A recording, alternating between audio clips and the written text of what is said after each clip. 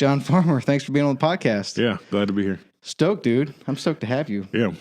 You know, I actually wanted to hear, how is your role as a pastor different in the last, what's it been, 2 weeks? With all the things going on with the virus, 2-3 weeks. See, we were actually out of town for 2 weeks when all this kind of blew up. So for us, it feels a little more fresh. Yeah. But for the locals, this has been like a month or plus now. But for whatever reason, I think it was like when this happened and we couldn't meet together, like churches was one of the main things, like not just in like the people I'm talking to, but like nationally in the news, like what are churches doing? Yeah. So I know you're not going, I know we're not having church, we're not meeting it in person. Yeah. And I don't think you're even going into church to work, right? It's all remote. Well, I went today. You snuck in? Kind of, yeah. I was itching. Really? Yeah. Did you go work some from church? I did. I did. Were there other people there, or? There's like 2 other people there. Okay. So it's still eerie because it's a ghost town, Yep. Sometimes, especially like if it's a sermon prep week or something, I'll go into church at night and then it's like pretty dead.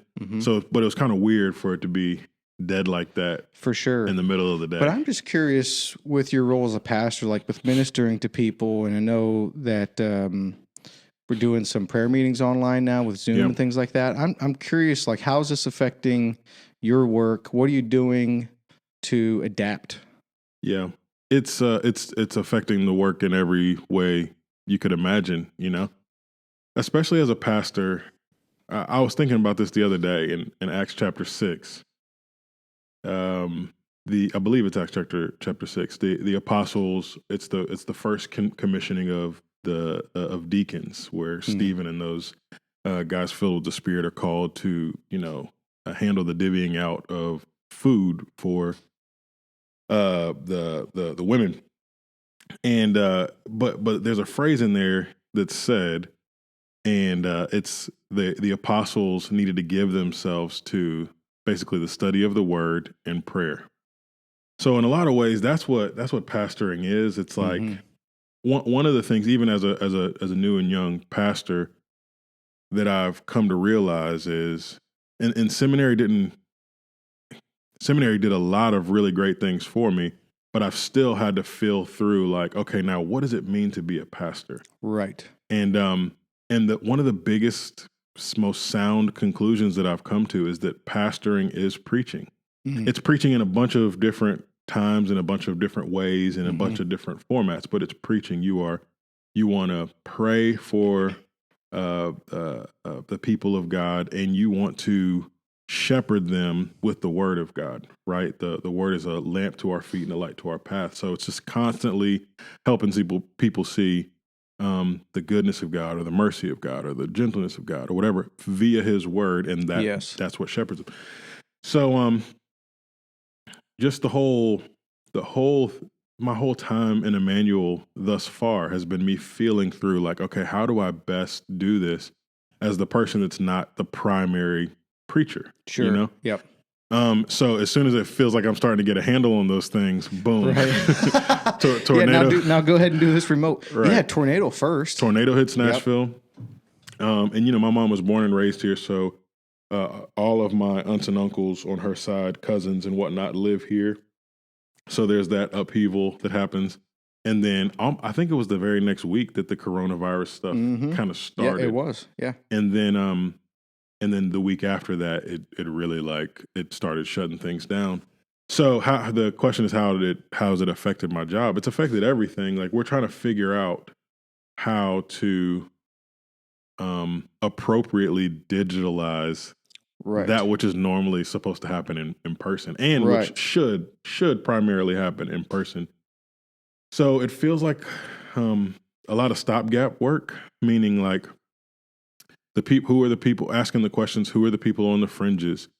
Proverbs 27:23, I believe, know well the condition of your flock and pay attention to your herds. Like, that's one of the primary roles of a shepherd, pastor, elder, right? Knowing the people, paying attention to them, right? Being able to care for them. Well, that's really hard when we're all in isolation. Yeah. So it's just trying to be creative with like, who are we? Who are the most vulnerable among us? Who really need to be brought in? Are there marriages that are in trouble that we need to pay particular attention to here? Or so it's like handling a lot of those things. Then obviously, how do we stay connected? Digital small groups. We've started a prayer meeting on Thursdays. How does that work? I saw the announcement for that and didn't join yesterday. Yeah. How does that work? Well, I'm a bit of an extremist. So what I wanted to do is basically block out my whole Thursday for prayer. Okay. And I wanted it to be, and it might evolve into this at some point, but I was willing to basically say every couple of hours, jump on a Zoom call and I'll be there and we'll just pray together and just that's a way that we stay connected. Like video.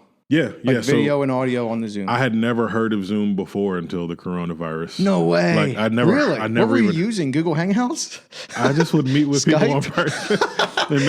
and maybe I'm archaic in that, but I think that's the way to do it. Absolutely in person. And I just remember the day when it was all about Skype, man. It was all Skype, and then Google Hangouts came. Yes, and it was all Google Hangouts. But Zoom's been the thing for I feel like a couple years now. See, I said something about Skype before the coronavirus thing. I said something to Pastor Scott about Skype a couple of months ago. And he was like, how, that's so old and dated. And I'm like, well, I don't even know what else, What's funny about that is, actually, I shouldn't even get into this because I don't even know the functionality good enough. I was about to say what's funny about that is the functionality is pretty similar, but I could be wrong. It's just that's the way things work with this tech stuff. Something's hot for a while, then it's not. Something comes along, it's just a little bit better, but it's hot. Everyone uses it, Well, yeah, it feels like Skype to me, except I guess I've never really Skyped with multiple people at once or whatever. But so Zoom, we're doing Zoom prayer meetings. Yeah, at 12 and at 8 p.m. on Thursdays, and that's been cool. Can anyone join, or just if you're an Immanuel member? I believe if the link's floating around on Facebook, so I think if someone's on this podcast and wants to join, absolutely, they could go to ImmanuelNashville.com and probably find their way from there. Yeah. And then the Immanuel Facebook group and just that would be link. good. Mm-hmm. Yep. And then at 12 noon and 8 p.m. Central, just hit the link, join in, and just pray via video. Yeah. Yeah.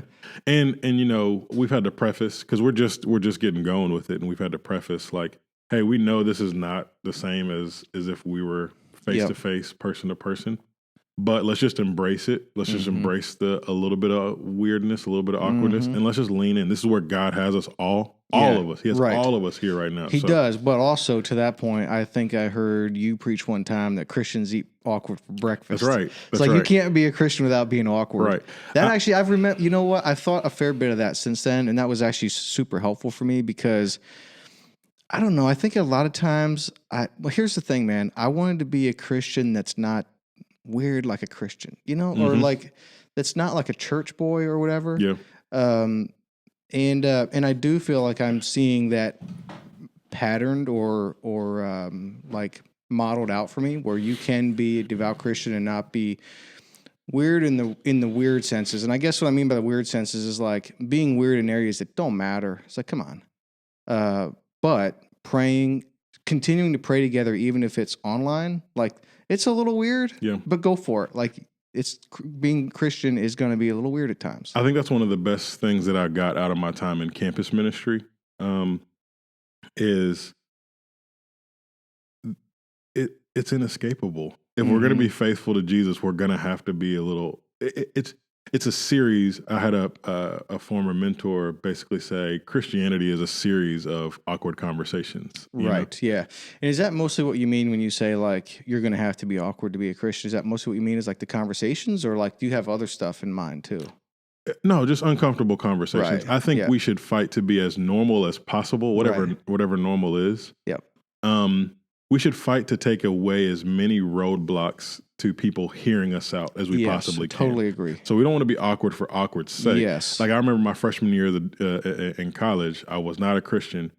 And there was this one really nice RA, but he always wore like these really strange kind of Jesus t-shirts, like where it looked like a Reese's peanut butter cup, but it said Jesus, the satisfy or whatever it was. Jesus satisfies. And I just never wanted to. One bite's not enough. Exactly. So I just never wanted to hang out with him. Right. You know, I always respected him from afar because I could tell he was different. Yeah. But there was also these roadblocks. So I was just like, he's just not. What changed my life was there was a guy that was a really normal dude, loved sports, whatever, normal to me, whatever that is. And as our friendship started to grow, the authentic nature of his Christian faith exposed my cultural Christianity, exposed the fraudulence of what I thought my faith was.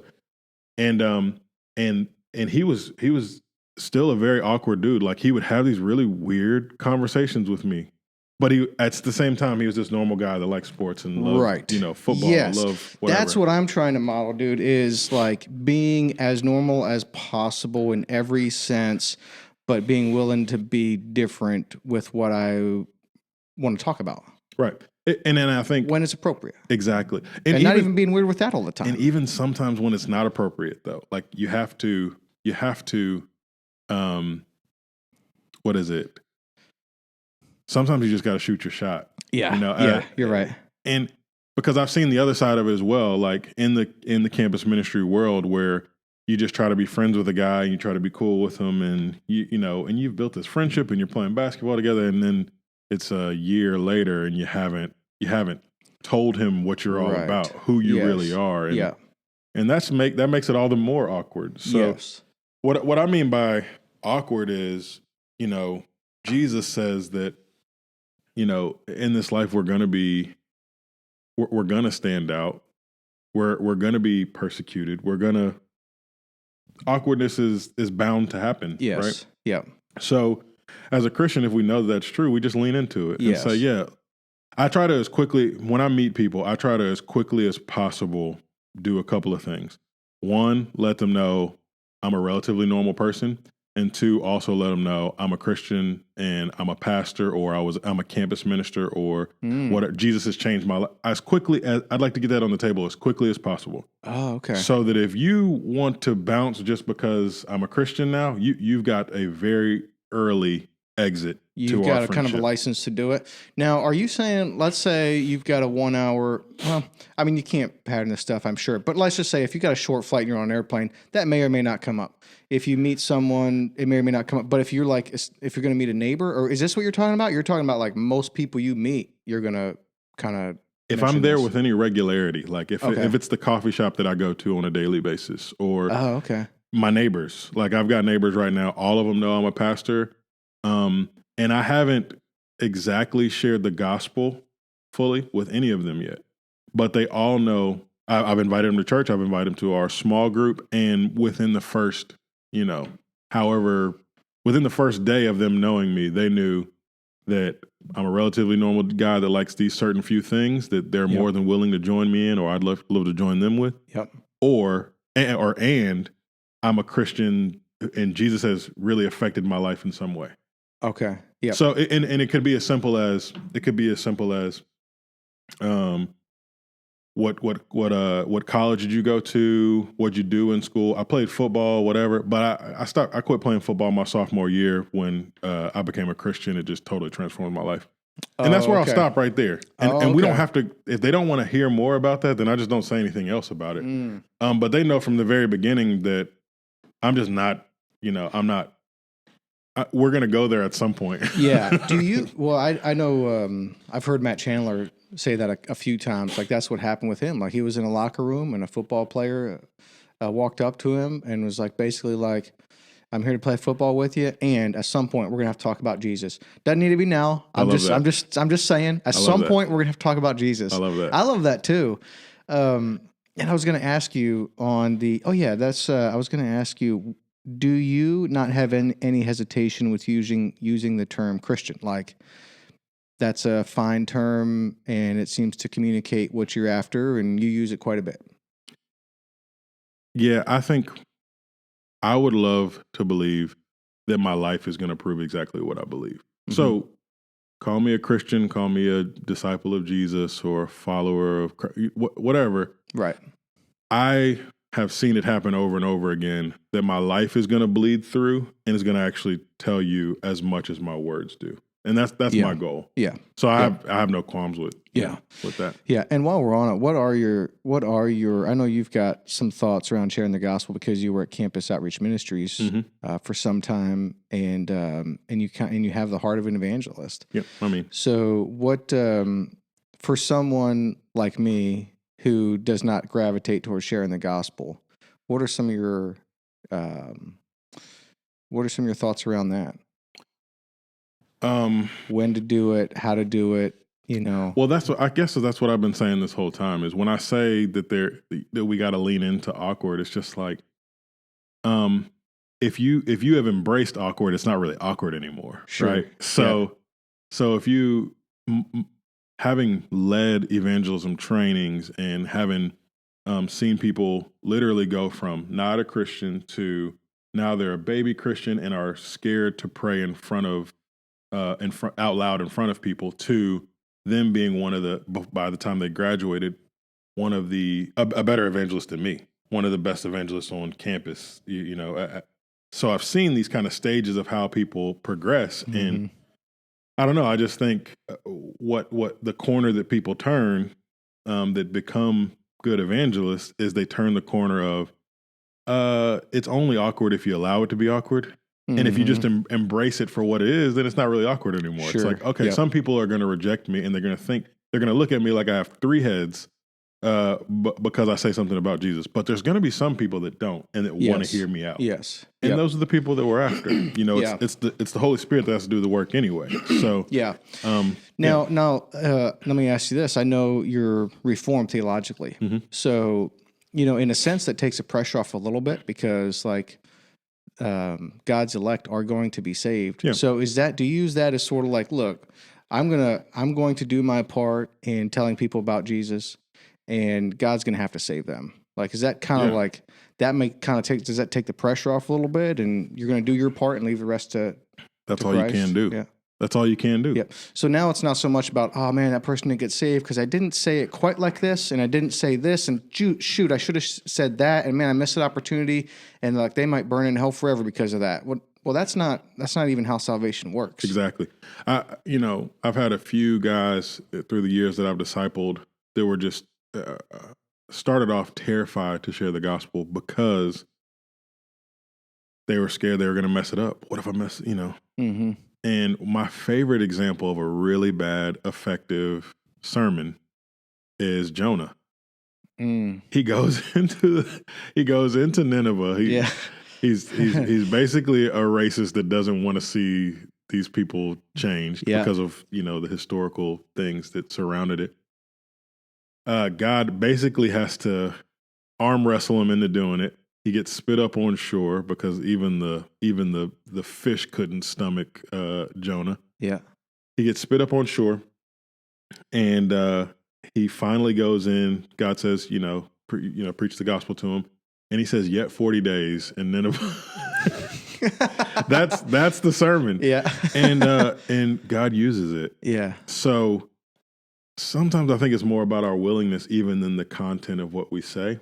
Yeah. Of course, the content of the gospel is important, and we should be ready, to preach the gospel in season and out of season, right? Like, just we should practice those things. We should know what we believe and be able to, in a compact way, explain it. But I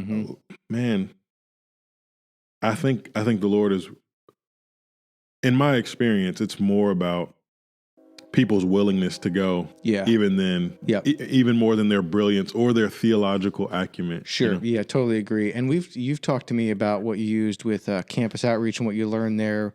It has something to do with the bridge. I don't remember the term now, but can you talk us through that? The bridge diagram. Yeah, I think it was that. Yeah, I use that. I use that all the time. And that's been around since I think the 70s, right? Like it's no new trick, and it's a little cartoon stick figure bridge that I draw out based on Romans 6:23.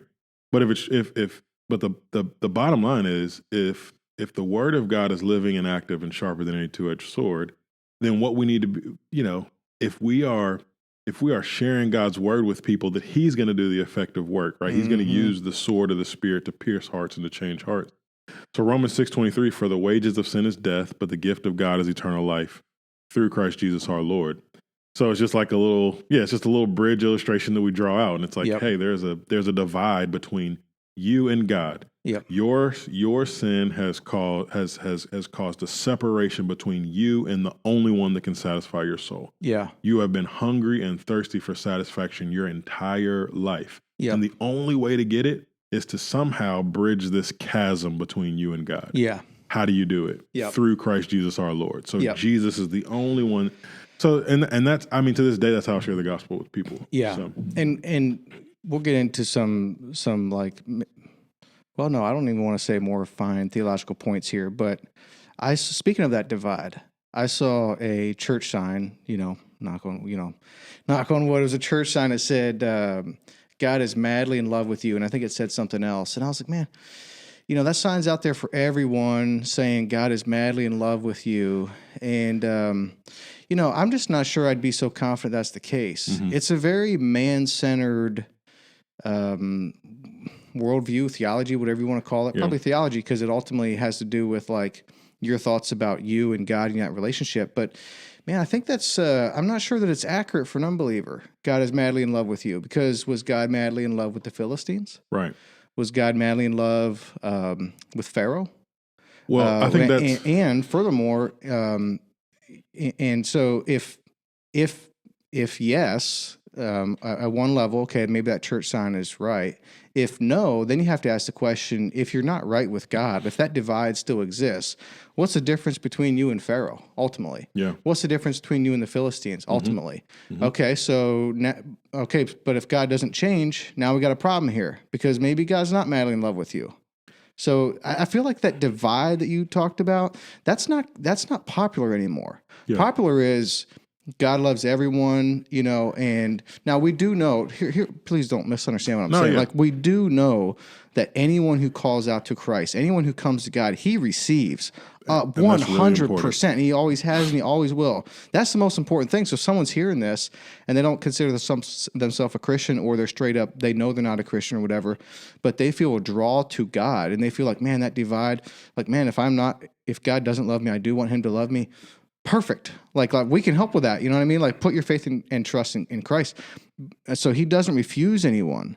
But for those that haven't become right with him, there is a divide that exists. And that divide is just not popular anymore. I think there's a verse of scripture that makes sense of that whole situation. It's Proverbs 14:12. There's a way which seems right to a man, but in the end it leads to death.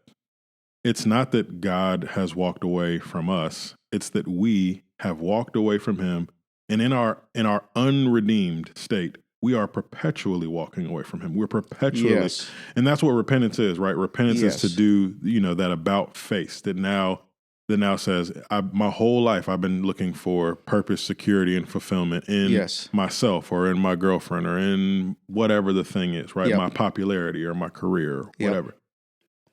Repentance is to say, every decision that I've made to this point has led me to here, utter dissatisfaction. Yes, I sense this chasm of I've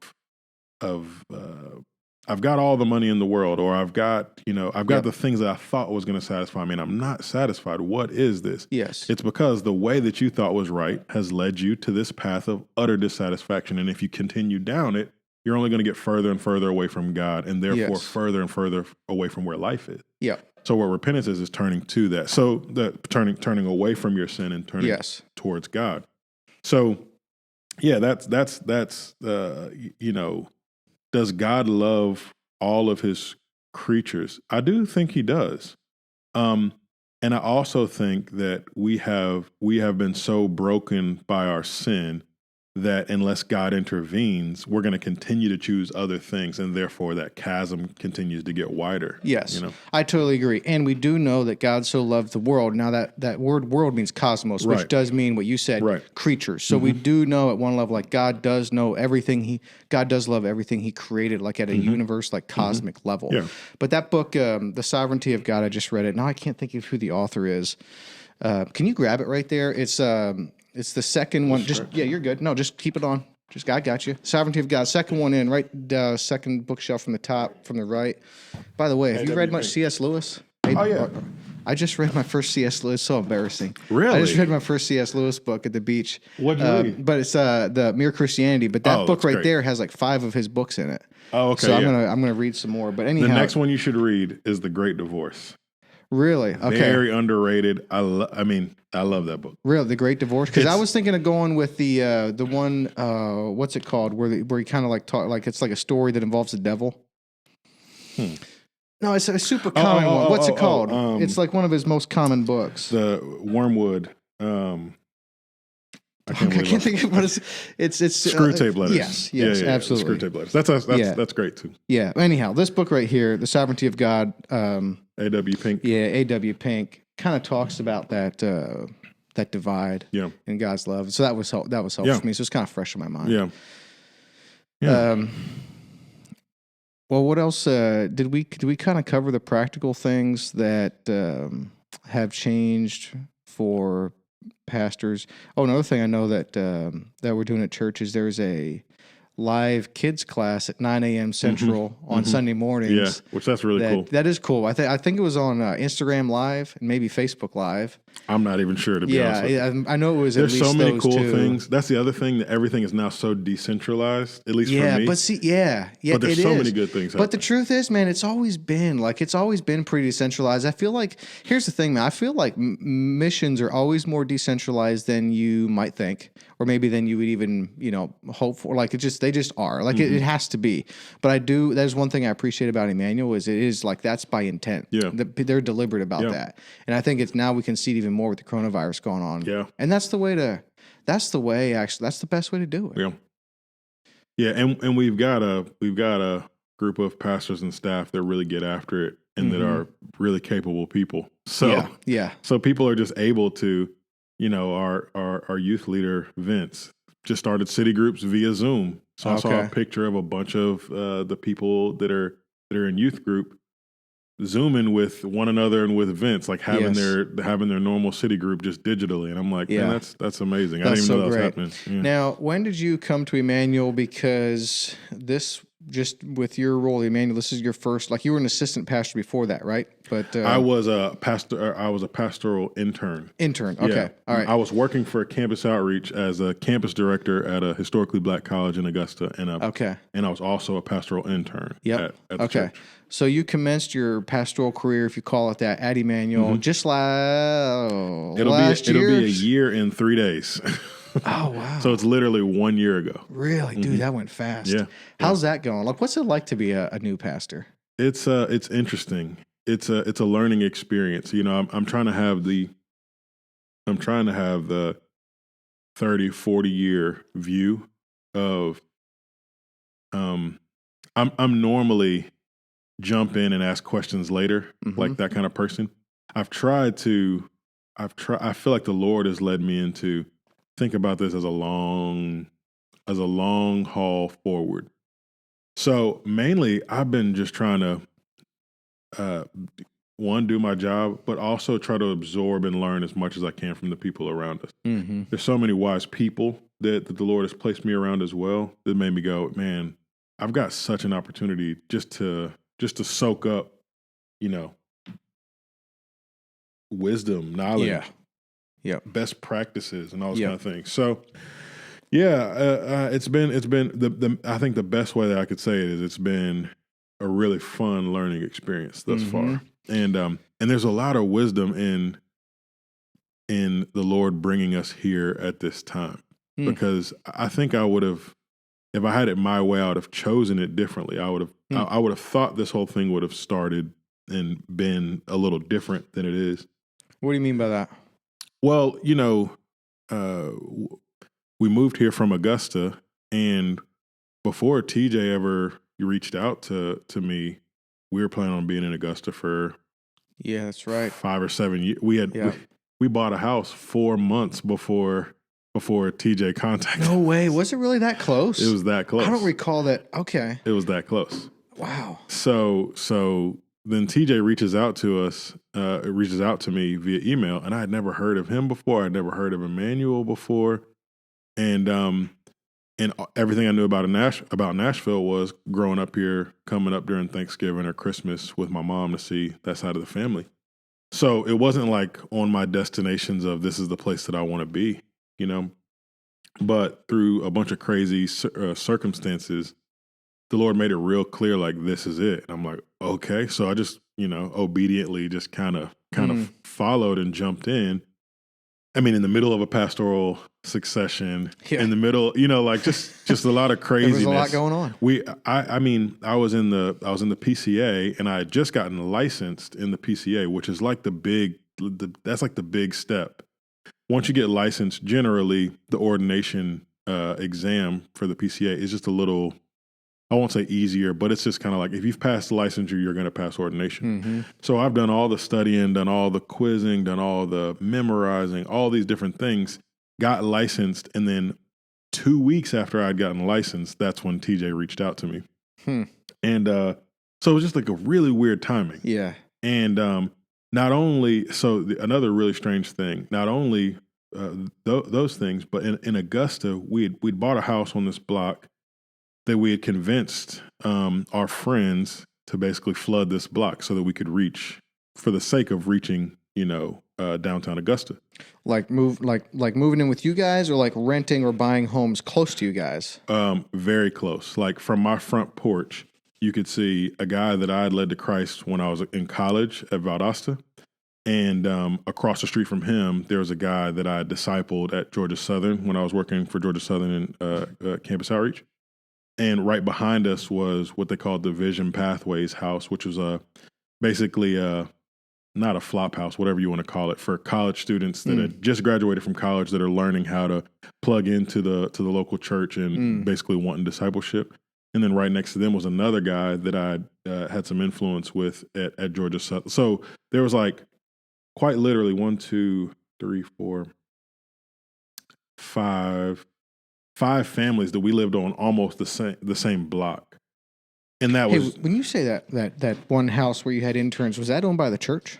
It was owned by the church. So you had a house in downtown Augusta owned by the church, and people that were coming out of college and maybe wanted to get into ministry, or like who would get to live there? Because that sounds kind of cool. Yeah, it's really cool. It's actually one of the first things that I'd kind of floated out there, but I didn't realize the real estate prices here. So yeah, but God's got lots of money, bro. That's true. It's a little bit different though in Augusta. I'm sure it is. Yeah. So anyway, so the idea behind that was, this way predated me, but when I was coming out of school, there were these studies that were coming out, basically from the campus ministry side, that basically said, all these people that you're loving on while they're in college, leading to Christ, discipling, teaching them how to study their Bible, they're having a really hard time to plug into the local church once they graduate. There's a real disconnect between the great things that are going on the campus and now life in the church and what's happening there. So a bunch of different people in a bunch of different regions started to say, what's going to be our answer to this? We've got to figure out how to plug people directly out of college and into the church. And this happened to be Augusta, the Augusta region's answer, or one of them is, okay, the church happens to have these houses that have been missionary houses. So they took one of the houses that was, 2 or 3 units, and they basically recruited a bunch of students that were graduating. And there was a guy that was basically over the ministry house, and he was discipling all of them as they were getting into their first jobs post. That's great, man. Yeah, post college. So what they're doing is they're learning for the first time how to do their own independent finances, how to, and at the same time, how to plug into the church, how to navigate either courtship or dating, like. And they've been doing that obviously in college as well, but now, like, okay, we're taking steps towards marriage and what's happening. Like those kind of, man. Different. It's like the next step after, like, okay, we're out of college ministry and we're trying to apply some of the principles that we've learned. Right. We're trying to figure out how do those things translate into the real world, the job market, personal relationships, life in the church. Like, because the church. Campus ministry is 4 years if you're lucky. If you're lucky, you meet a guy or a girl their freshman year, you lead them to Christ, and you're able to disciple them for those 4 years. Yep. Most of the time, it's probably 2.5, probably 2.5 years, and then they're out trying to figure it out on their own, trying to figure things out. So, the church, the beautiful thing about the church and what attracted me to pastoral ministry was the cradle to the grave aspect. Like, man, these are people that now we get to mold and see grow and help them shepherd them through all the waves and stages of life. So, yes. Yeah. I love that. Is that still like, is that what you love most about pastoral ministry, is this cradle to grave idea? Like walking with people, discipling people, or is it like the actual preaching? Like what parts of like pastoral ministry, now you've been doing it for almost a year, like what are some of your favorite parts? It seems to me like what I feel like I'm learning is that they're not all that, it's all intermingled. Yeah, I can see that. Like, yeah. What I didn't realize was when I was in campus ministry, I was doing pastoral ministry. I just didn't know it. Mm-hmm. I was helping people think through, do you really think that's the girl for you? Well, let's look at the word and see.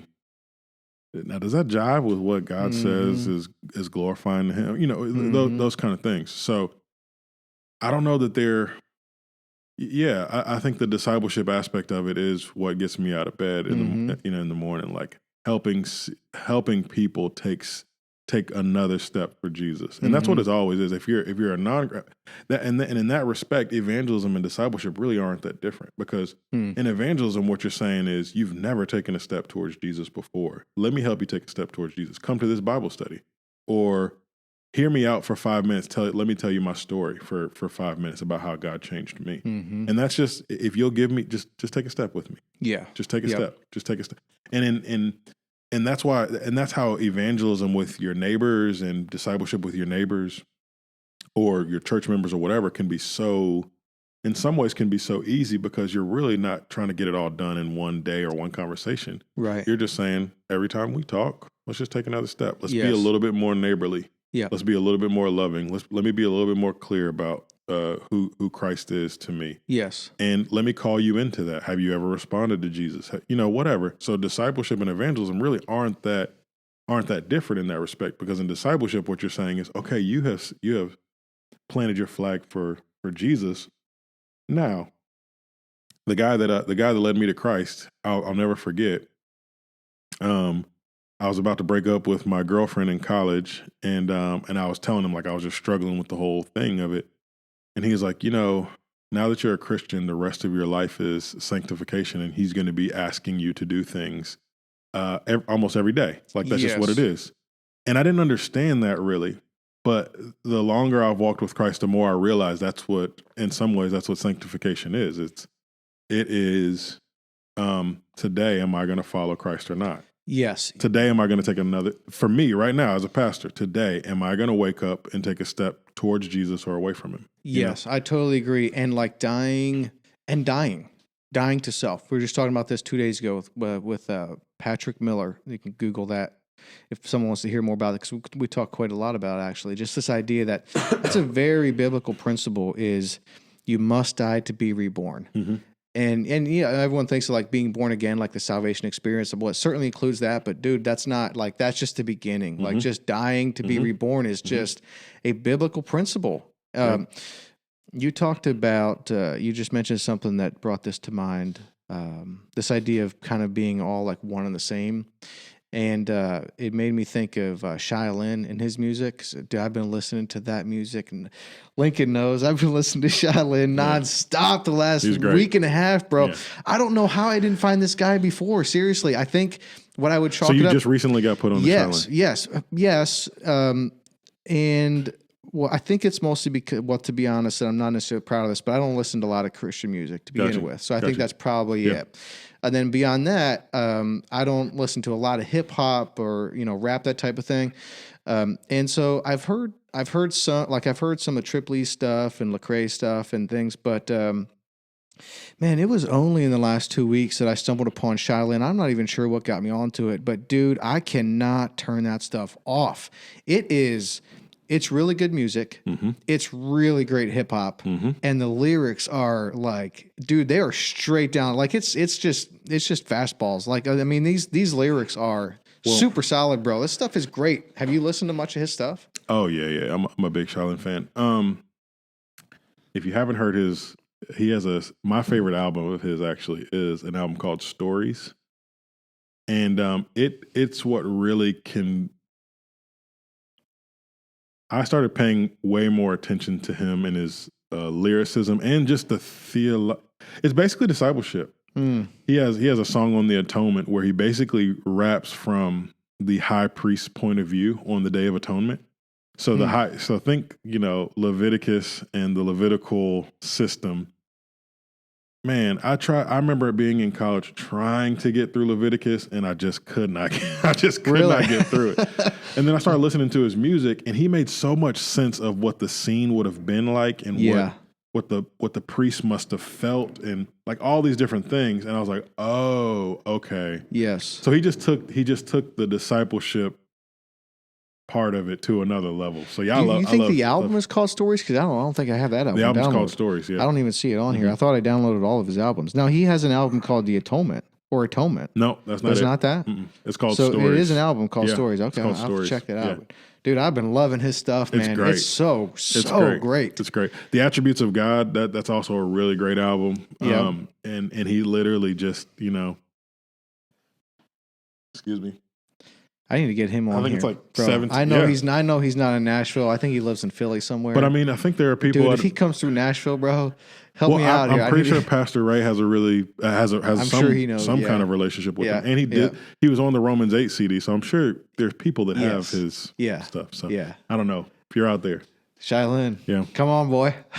So what was I gonna say? Shylin's great. What got us on that? Well, we were talking. We were picking up in Augusta, and you were talking about kind of what got you into pastoral ministry. I did want to ask you because you mentioned this, that it was clear that when you mentioned something about being clear, I think you were referencing being clear to come to Immanuel to be a pastor here. Yeah. Were you were clear though before that you wanted to be a pastor? Well, that's interesting as well. So that's because I was kind of curious about that. What was clear to me, so I became a Christian my sophomore year of college through the ministry that I worked for, or the ministry that I would eventually work for, Campus Outreach. And what became really clear to me, well, here's what happened.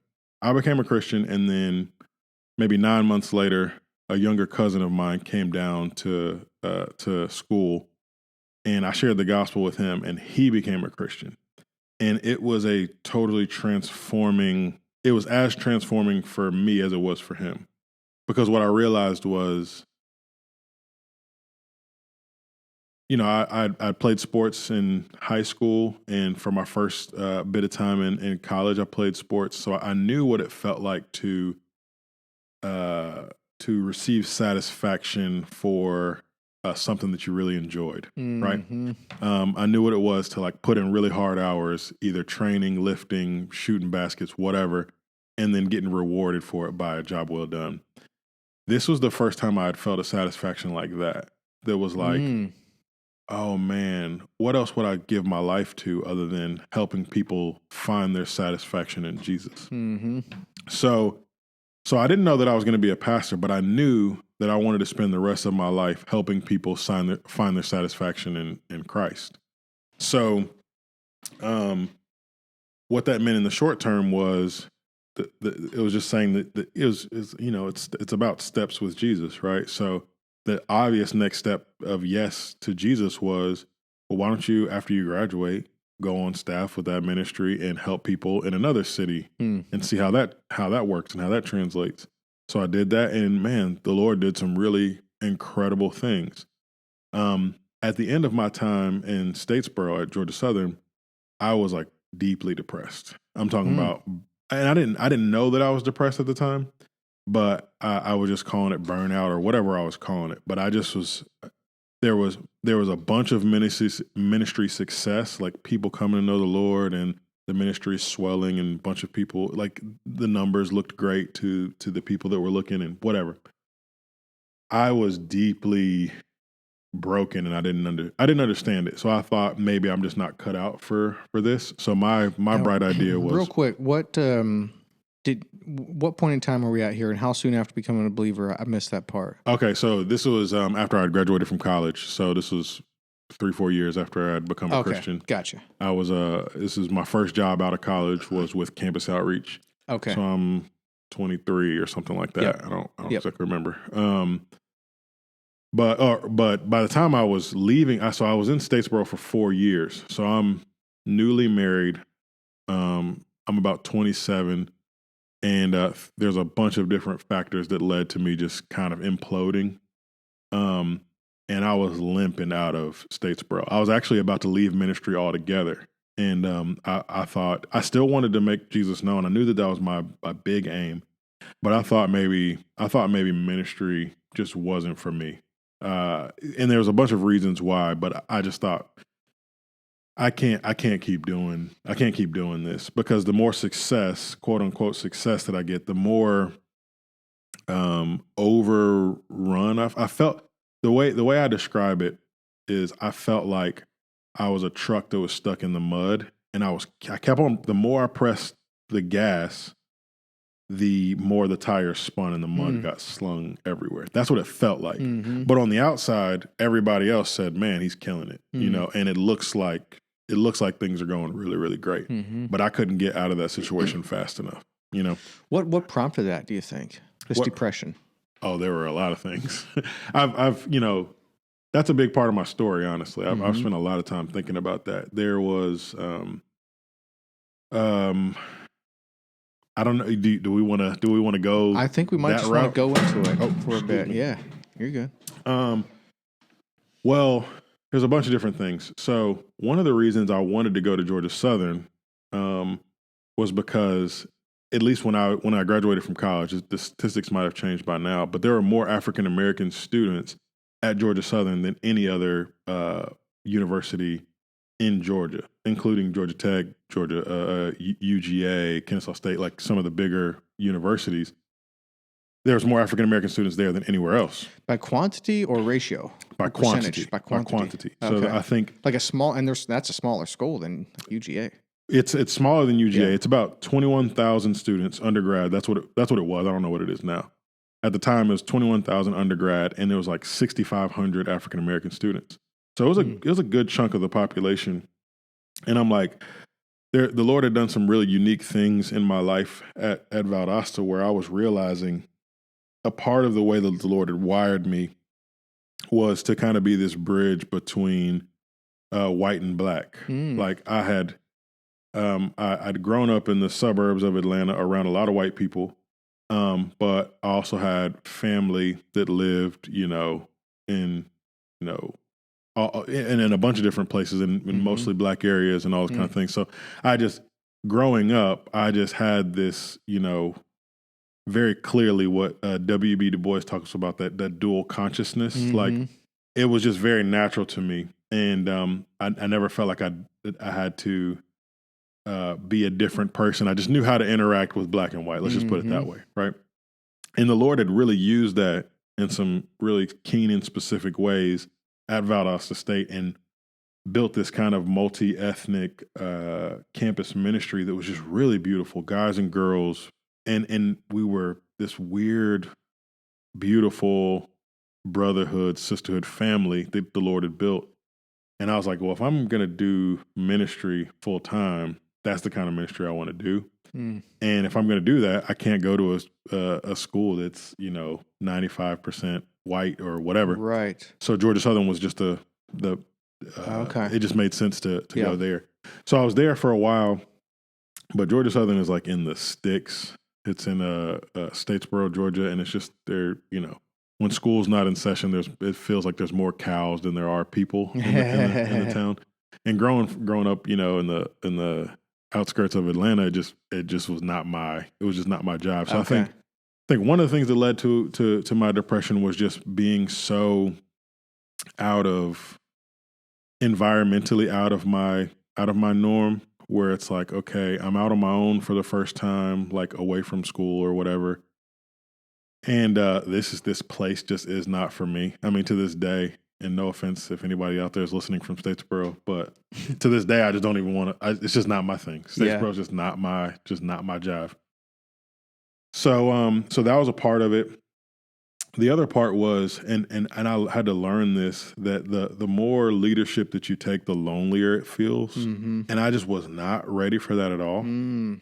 I was just not ready for it. Mm-hmm. And because why I got into ministry is I experienced the family of God. I was absorbed by the family of God, and I wanted to spread the family of God. I wanted to feel like this camaraderie of brothers and sisters from different backgrounds that were locking arms together. But what I realized was the more responsibility I had and the more ministerial authority that I had, the more isolated from people I felt.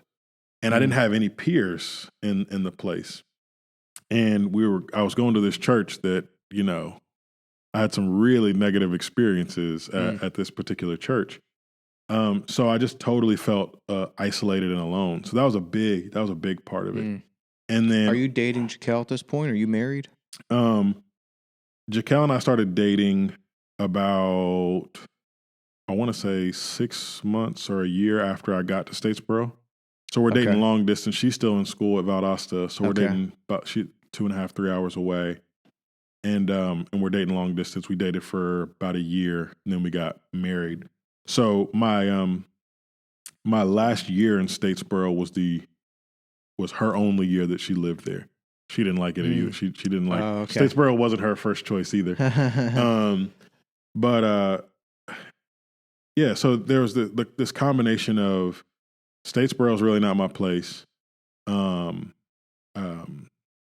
I'm feeling lonelier and lonelier, even though I'm experiencing ministry success. I'm feeling lonelier and lonelier in the work. Then I had a church that just did not support us or care for us. And even more specifically, didn't really care for my wife and I very, very well, honestly. Oh no. And then there was also these tensions between one of my bosses and I. So there was just these kind of waves of isolation is really what it was. It's like, okay, I'm in a new place that feels isolated from everything that I've ever known. I'm now in this position that, with the people that I'm closest with are the people that I'm ministering to, and they don't quite understand what I'm going through on a day, the decisions I'm having to make. Right. They don't understand those things. Yeah. And then the church, there was some inherited beef between campus outreach and the church that was going on that I didn't even have anything to do with, but I just kind of inherited it because I'm now the new campus outreach staff guy. And that's why you're there to begin with, because that's where campus outreach sent you, basically. That's exactly right. Yeah. So I'm in the midst of. It's almost like I step into something mid conversation, like, and I'm like, I don't know how to answer or how to talk. I don't know what's going on here, but I feel like I'm getting this weird tug of war between whatever entities that be, and then I had some really negative interactions. Yet that's the church that our campus ministry is partnered with and is and that is subject to. So I have to. So there's just these weird. Gotcha. There's all these weird dynamics, and then on top of that, it's my own idolatry and my own success idol. And how come every time something good happens, I don't feel.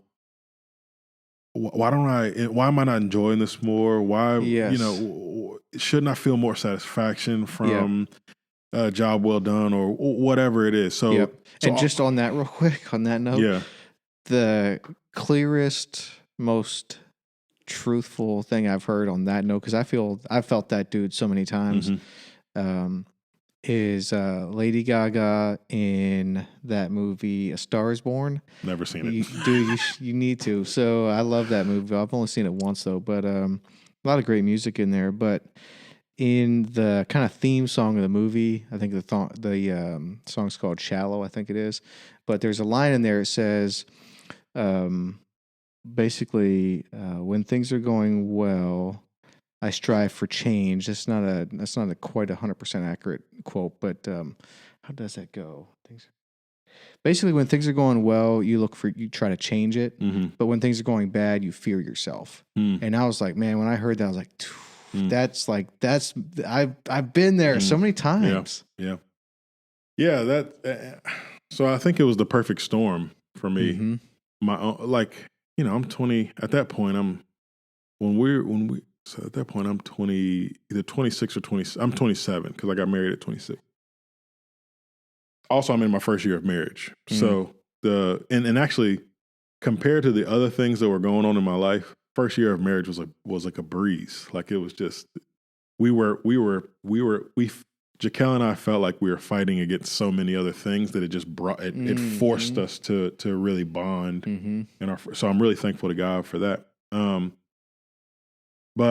it was this perfect storm of my own success, idolatry, isolation, these different entities,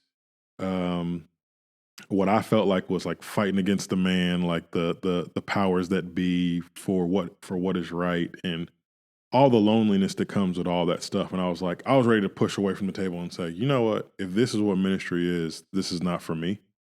So I actually made plans to become a teacher and a football and basketball coach. Oh wow! I was like 9 steps down that road. I had made contact with a guy in Memphis. There's a program called the Memphis Teacher Residency, which is this really awesome program. And they were doing really great gospel-centered work. And I was like, that's what I'm doing. So I'd made, I was like well down the road there. And there was a mentor in Augusta, actually, pastor. He was the lead pastor at First Pres at the time, George Robertson. He's actually in Memphis now, ironically.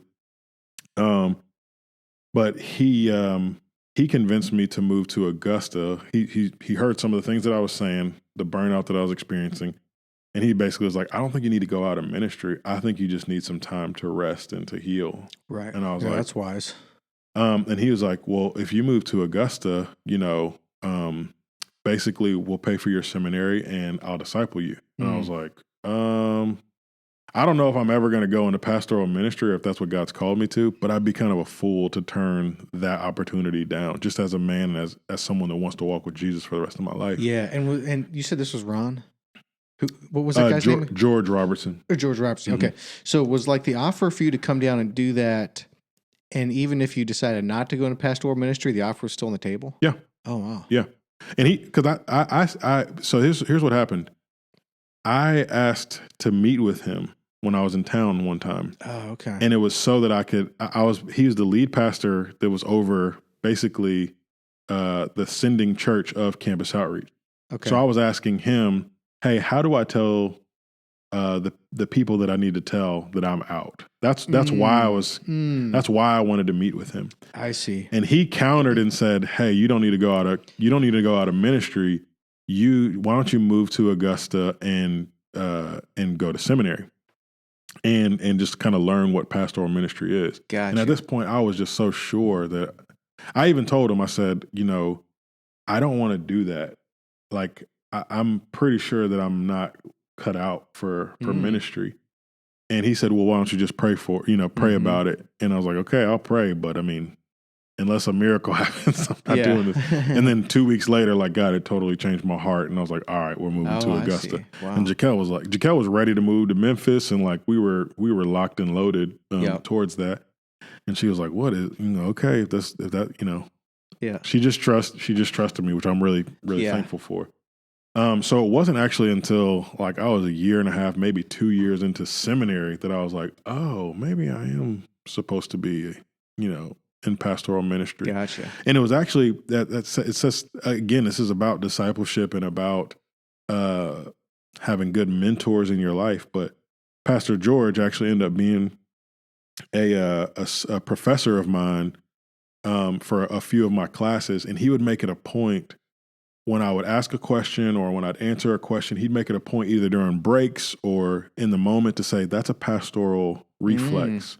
Like you need to see that's, God has gifted you in that way. That you're thinking very pastorally there. So he was just like intentionally like speaking life into, and I was like, man, I'd never really seen myself in that way. And then I was like, man, okay.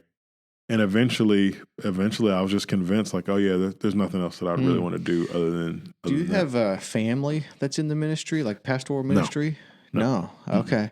Because I feel like that's that is sometimes like a propellant. Like you see like your dad or your grandpa or someone kind of patterning the way there, and you didn't have that. No. What about back to the depression? What helped you get out of that, and what is maybe some helpful thoughts you would have for other people that are in depression or struggle with it? Well, I was the same guy, Pastor George. I was in a basically taught a, what do you call them? Truncated class. It was like a intensive, a counseling intensive that he taught. And he started telling his own story about anxiety and depression. And he started telling his story, and I was like, oh, well, that sounds like me, And he said something else, and I was like, oh, it's like, man, that sounds like me. And then he'd say something else, and I'm like, oh, man, I've hit that same wall. Yeah. So after a few days of this, I finally texted him and said, hey, how do you know if you're depressed? And he sent me a text back that said, do you think that you're depressed? And I'm guessing he probably already knew this from the conversations that we had had. I just was slow to the party, basically, of my own self-realization. And I said, maybe so. And he's like, so basically he started walking me through like, okay, this is how first of all, depression in pastoral ministry is not that uncommon. So you don't need to feel a stigma that you're not strong enough or you're not good enough or whatever. And he basically hooked me up with a doctor that was familiar with, obviously a medical doctor, but that also was familiar with pastoral work. He was an elder at one of the church, at the church. At First Pres? At First Pres. So he saw me and he started asking me these really basic questions about how long have I felt this way? And I was like, well, I mean, I guess like 2 years or so. And his jaw about hit the floor. He's like, you felt like this for 2 years and haven't said anything to anybody? And I was like, I thought this was just what ministry and what life felt like, And so anyway, obviously, so, he hooked me up with a few really great counselors. And that was kind of it took a really long time though. I was on medication for a year and a half or so. And what kind of medication? I forgot the name of it. Okay. But like it's prescribed medication? Yeah, it's basically like Lexapro. I think it was just a generic version of Lexapro. But and I would have before this was my story, I would have thought like there's no need to ever take, I just would have never guessed that would be me. You know what I mean? Yeah.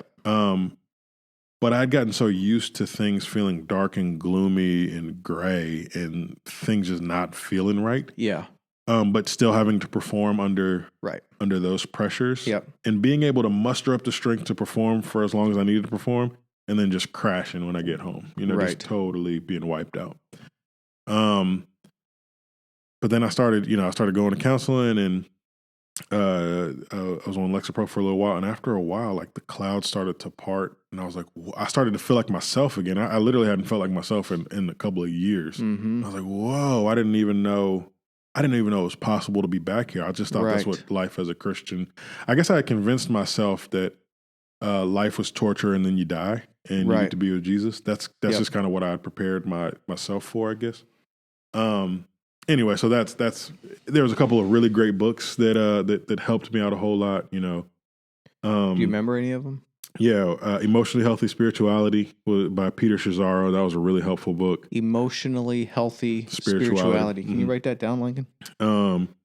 Basically, it's this pastor who had seen a whole lot of ministry success, and one day he had planted a church and it blossomed and grown a whole bunch. And one day his wife comes home and says, I love you. I'm not divorcing you, but I'm not going to your church anymore.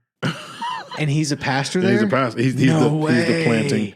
So did she do it? Yeah. So that basically, I don't want to butcher the story because it's been a little while since I read it, but basically that's what led him down this spiral, realizing that he was just emotionally a wreck.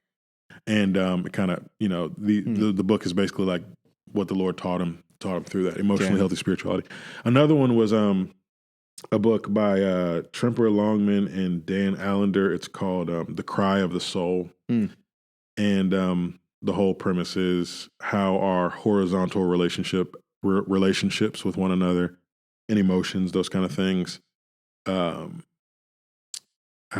it reveals our biggest questions and how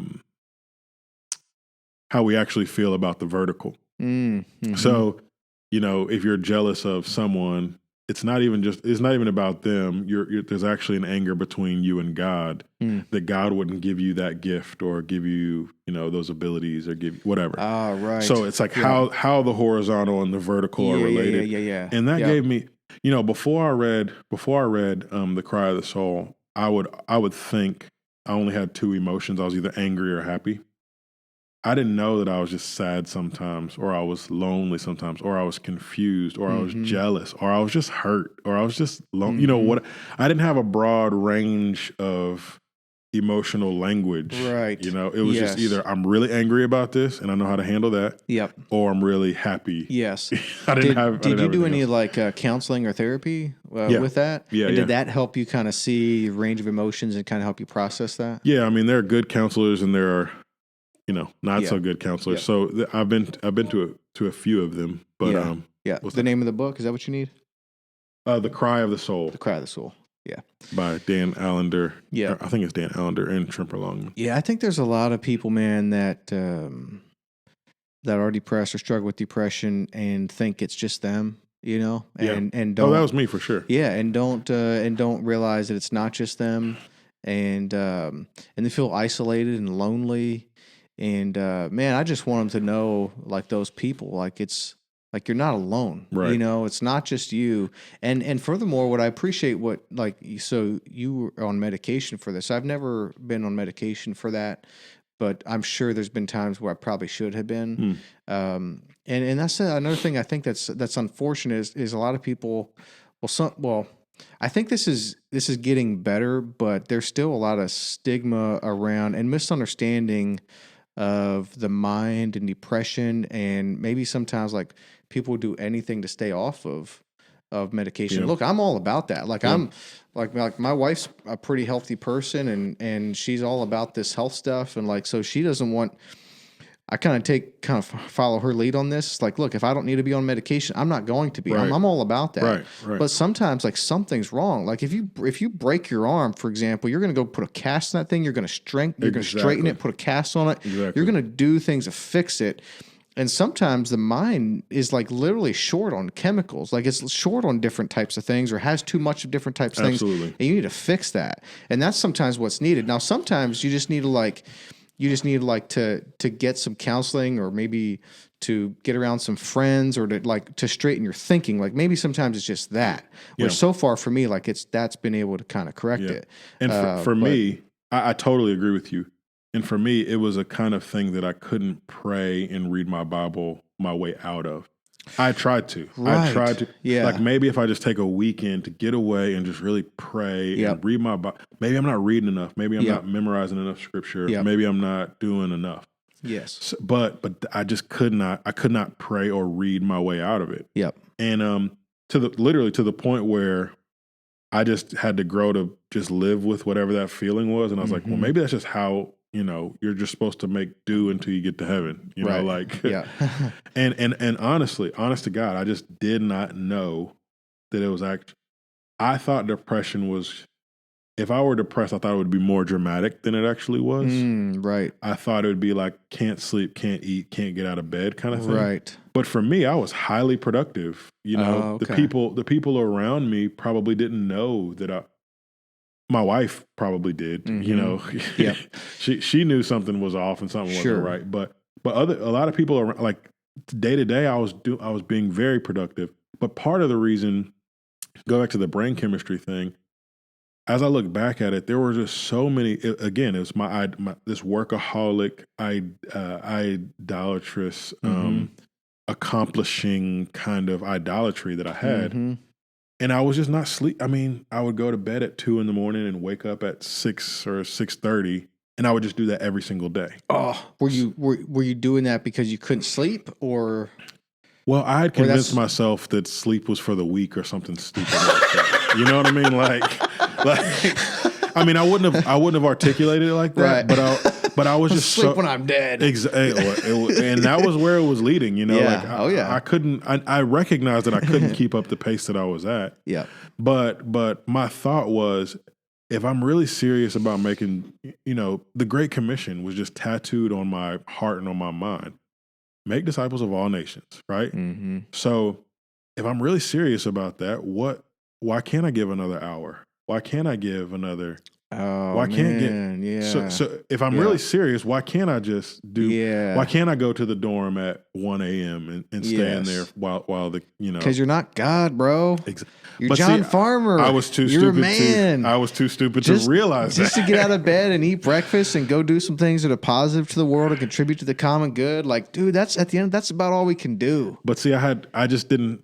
Now I'm much closer. I think I still struggle. I don't think I'm quite there. Yeah. I probably should be closer to that. Yeah. But I have learned to embrace limitations. But at that point in my life, I'm young and I'm I'm ready to get after it. Sure. And if Jesus died on the cross for my sin, if he's given that, I had been conditioned. What would I not give in response? Right. No, I see that. What kind of response is? So I was there's nobody more all in than I was. It felt like, So I was all in, and I was totally paying the price for being that kind of all in. Yeah. So I've learned, I forgot, I think it might be Robert Murray McShane that said on his deathbed as a young man, he said, that God has given me a message and a horse.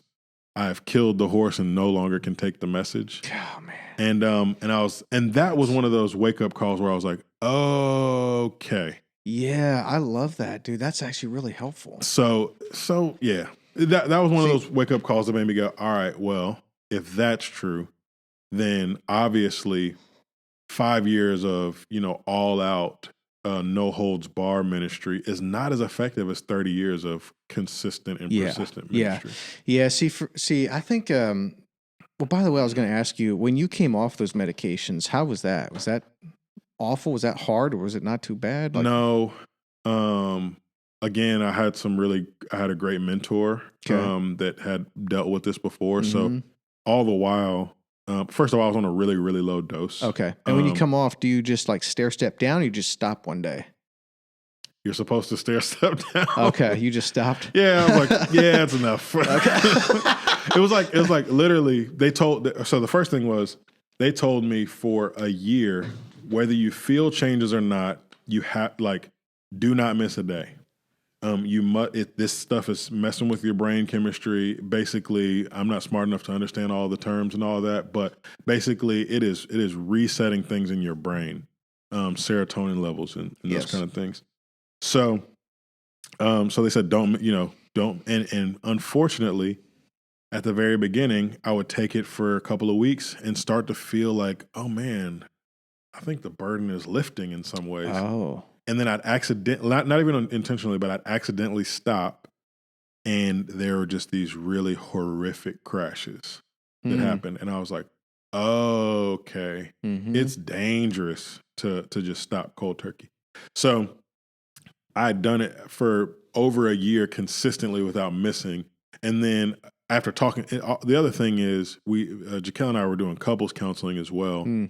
So she was learning how to interpret some of my craziness. And so with the permission of her, it was like, okay, we just didn't get it. After we finished the last thing, we just didn't get it refilled. Oh, I see. And the idea was, if I'm acting crazy, not crazy like, it was never aggressive, but it was more implode than explode. If it looks like I'm just like totally getting eaten alive, then we'll go back. But thankfully we haven't need to. Mm-mm. And when you would forget to take some of those medications for a season, and you'd kind of revert, like what happened? Okay, so it would, man, the craziest thing that happened. I was the chaplain for the basketball team at Payne College. So I convinced my wife to let me get an Xbox right? So for the team, right? Right. Well, which really was a great ministry tool. The guys would come over to our apartment and they'd do laundry, and we'd play 2K, Nice. like NBA 2K together. But one night, she's off doing something with her friends or whatever, and I'm at home by myself playing NBA 2K.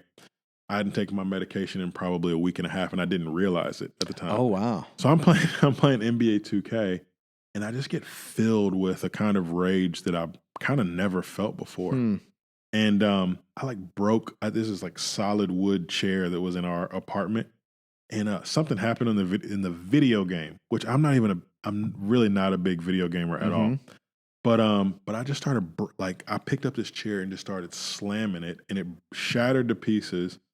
And at the end of it, I'm like, what the crap? Like, I didn't recognize myself. Like, what? It's not even really my personality to go ballistic like that. And I'm like, what is going on? And then I start tracing it back, and I realize, oh, that's why they said don't just stop your medication. Yeah. So, Yep. Yeah. Well, years ago, I felt so hopeless that I've cut myself, and but a kind of a sullen, like, the way it manifests itself is more in more recent years, is just like being real, like, hopeless and sullen and just depressed, like don't want to do things in the evening, really just want to go watch TV, and just be kind of spiral down into your little world and not just so.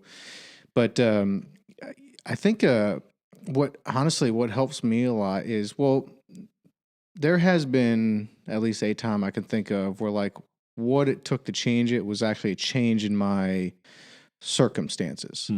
And so I don't know I don't know how I would have gotten out of that one time if like my circumstance hadn't changed. But definitely what for sure for me, and I know this is not for most people, probably not for most people, and certainly not for everyone. But one thing that really does help me is exercise. Oh yeah, and that's just for me. Oh, yeah. But like I can feel if I can go to CrossFit 3 days a week with some consistency, that really, really helps. It changes me. everything. Like it's the lead domino. It changes my mind. It changes my outlook. It changes my worldview. Like it really does. It does help for sure.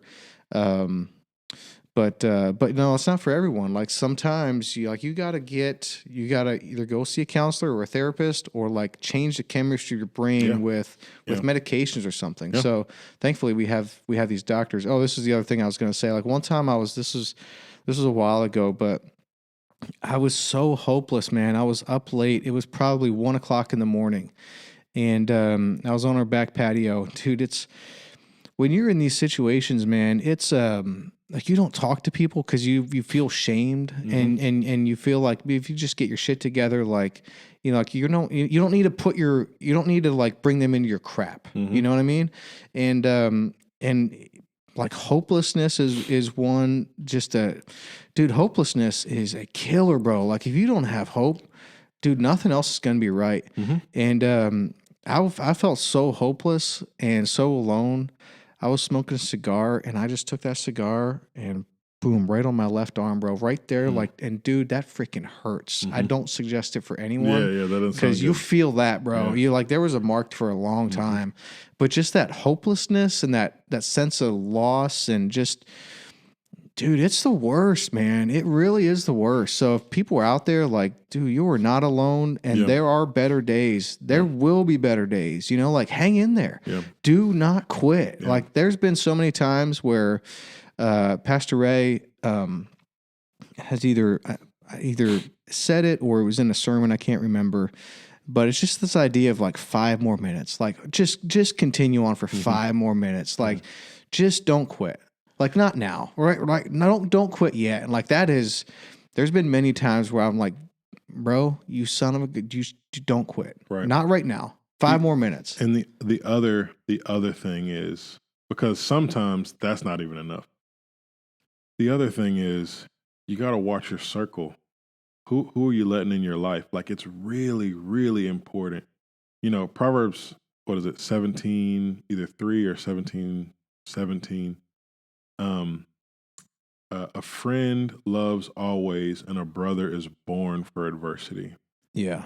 And man, if I didn't have a wife that is as supportive as she is, and as like willing to handle the craziness, and so on the same page, like it's not just me that wants to make Christ known. Like that's where we are locked in together in that. But if I didn't have her, and if I didn't have just a couple of friends that I could go to and just kind of fully kind of let it out, I don't think I would have made it through, because it became really clear to me how insufficient I was. Like I didn't have enough to just, because I'd used all that already. I already used whatever that was in the tank that says just 5 more minutes, go just a little bit. Yeah. I'd used all that and I was exhausted. Yeah. I didn't have another second. Yeah. So if I didn't have other people in my life that I could fully lean on, I would have been devastated. Yeah. Yeah. Thank God for community, man. Yeah. Seriously. I think and this is the thing with community too, is like it's God himself has community. Yeah. God the Father, God the Son, God the Holy Spirit. And God always has been. And, is it accurate to say that God needs community? Probably not.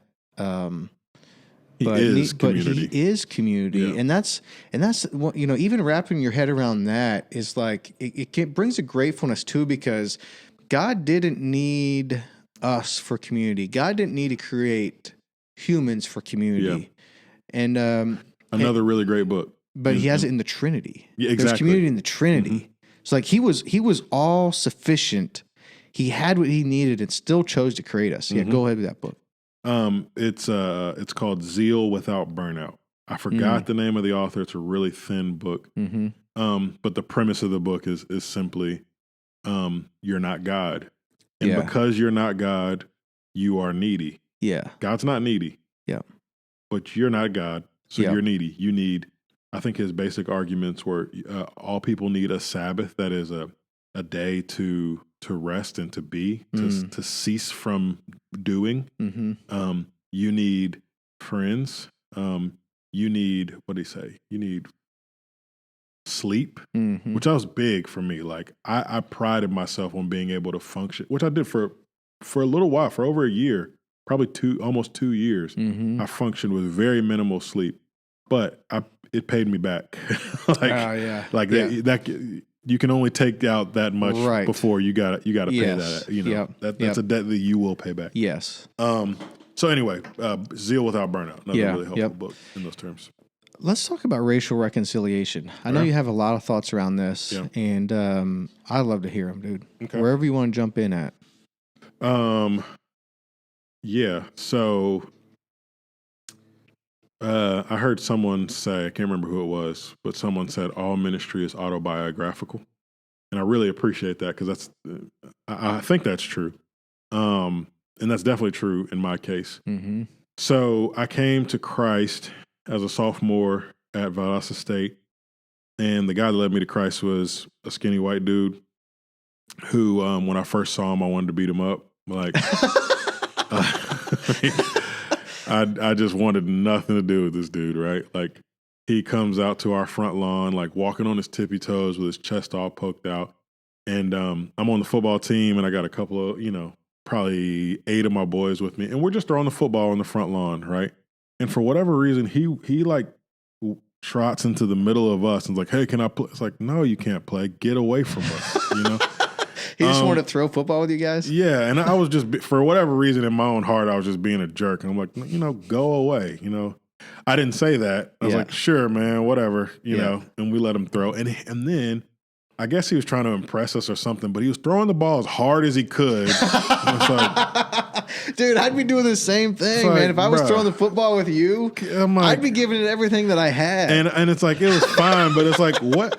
It was so clear. I was like, what's this dude trying to prove, man? Like, I had the conscious thought with some kind of explicit words in between. Like, yeah, I'm gonna kick this dude's butt before this is over. That didn't happen, which I'm thankful for. But after that, the dude just started randomly popping up at our dorm. So it was me and my boys like in the lobby watching basketball games or like, playing board games, like hanging out, just a group of us that would just hang out all the time. And he would just randomly start popping up and putting himself in the mix. And I'm like, oh my gosh, this dude is like relentless. And he was really relentless. He just wouldn't stop. And then finally, we started getting used to him coming around. So he just really just kind of nudged his way in. That's what I mean by that awkward thing. It's like, right. I'm quite sure he knew that nobody wanted him around, but he wanted to make Christ known amongst us, and How we didn't know it. How did he choose you guys? Or was he doing this to everyone? No, he'd chosen our dorm. Okay. He'd chosen our dorm because to he was minister. in your dorm, or No. Was he even in college? Yeah. He was. Okay. He's either a junior or a senior when I was. I see. And that's the other thing. He's like clearly older than us. You don't live here. It's like, what do you want, man? Go away. We don't want you here. Yeah. And you're clearly a little uncomfortable too. Like, let's just make this easy on everybody. Go away. Right. But he didn't. And I'm really, really thankful. And so eventually, so he keeps hanging out with us and we're playing ping pong and like all these different, so a few months, he's just like hanging out.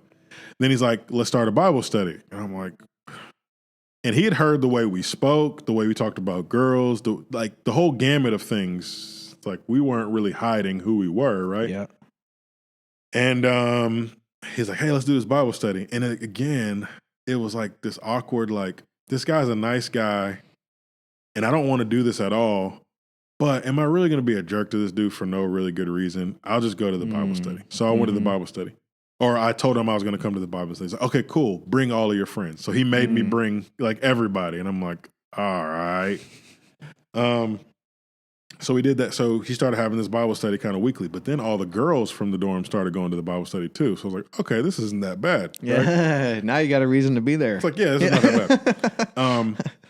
But even then this is kind of the long version of all this, but I still didn't really, nothing in my life changed, whatever. This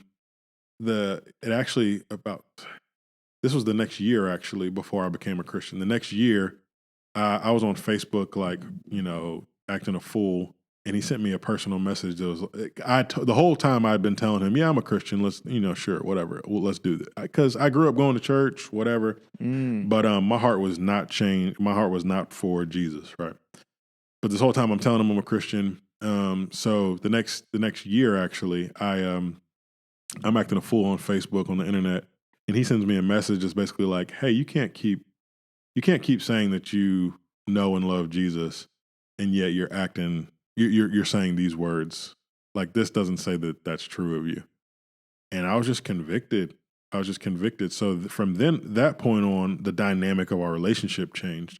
And now I was more apt to listen to him for whatever reason. So then he's like, well, let's do a Bible study, just me and you. This is like a full year after this almost. Wow. He's like, let's just do a Bible study, just me and you, my sophomore year. And I said, okay, sure. I quit the football team. So my life was kind of in a spiral already. Like I was having all these identity issues. If I'm not John, the football player, then who am I? Why'd you quit the football team? Was that faith related? Looking back at it, it was. In the moment, it wasn't. In the moment, I was fed up with some things, and I kind of made a rash decision, basically to say screw you to the coaches. But in all actuality, what it was, it was Jeremiah 2:13. My people have committed two evils. They've forsaken me, the fountain of living water, and dug for themselves cisterns, broken cisterns that can't hold water. So I'd been going to the acclimates that I get from playing sports. I've been going to that for life, and it just dried up. It just was not fun anymore. I was tired of practice. I was tired of all the crap that came with it. So I just pushed away and said, forget that. I'll make my own way. Anyway, so it was in the midst of this that he reached out to me. We started doing this Bible study. We did this Bible study. It totally changed my life. So that's my story of how I came to faith. But what came next was, so this is a white guy that had led me to Christ. And I didn't know it, but Campus Outreach was like a predominantly white ministry. So I'm like, okay. But he starts teaching me the Bible, and I'm like, I am smitten for Christ at this point. Like I'm all in. I'm learning how to memorize the Bible. He's teaching me how to study the Bible. He's teaching me how to pray. He's teaching me how to share the bridge diagram, like all these different things.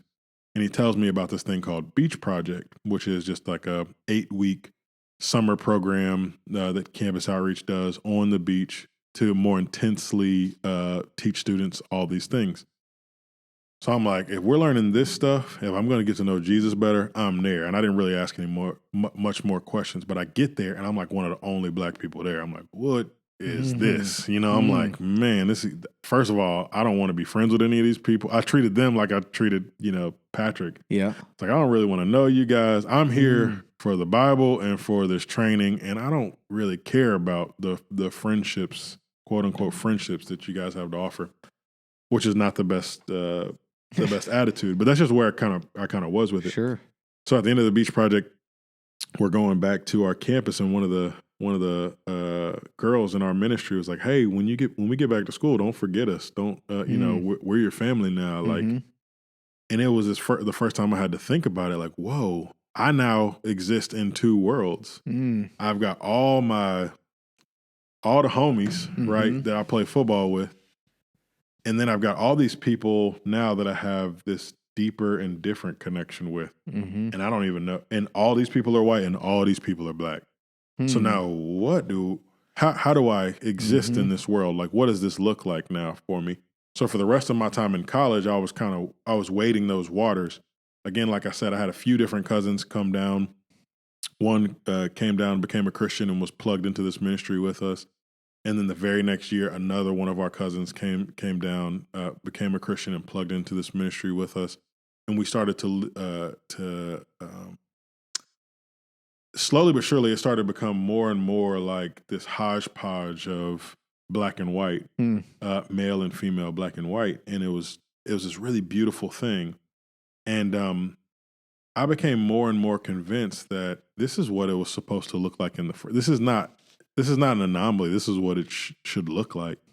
I had a friend of ours, a white guy, who played on the baseball team, and he came home from, this is while I'm still in school. I think I'm a senior at this point, and I think he was a sophomore at this point.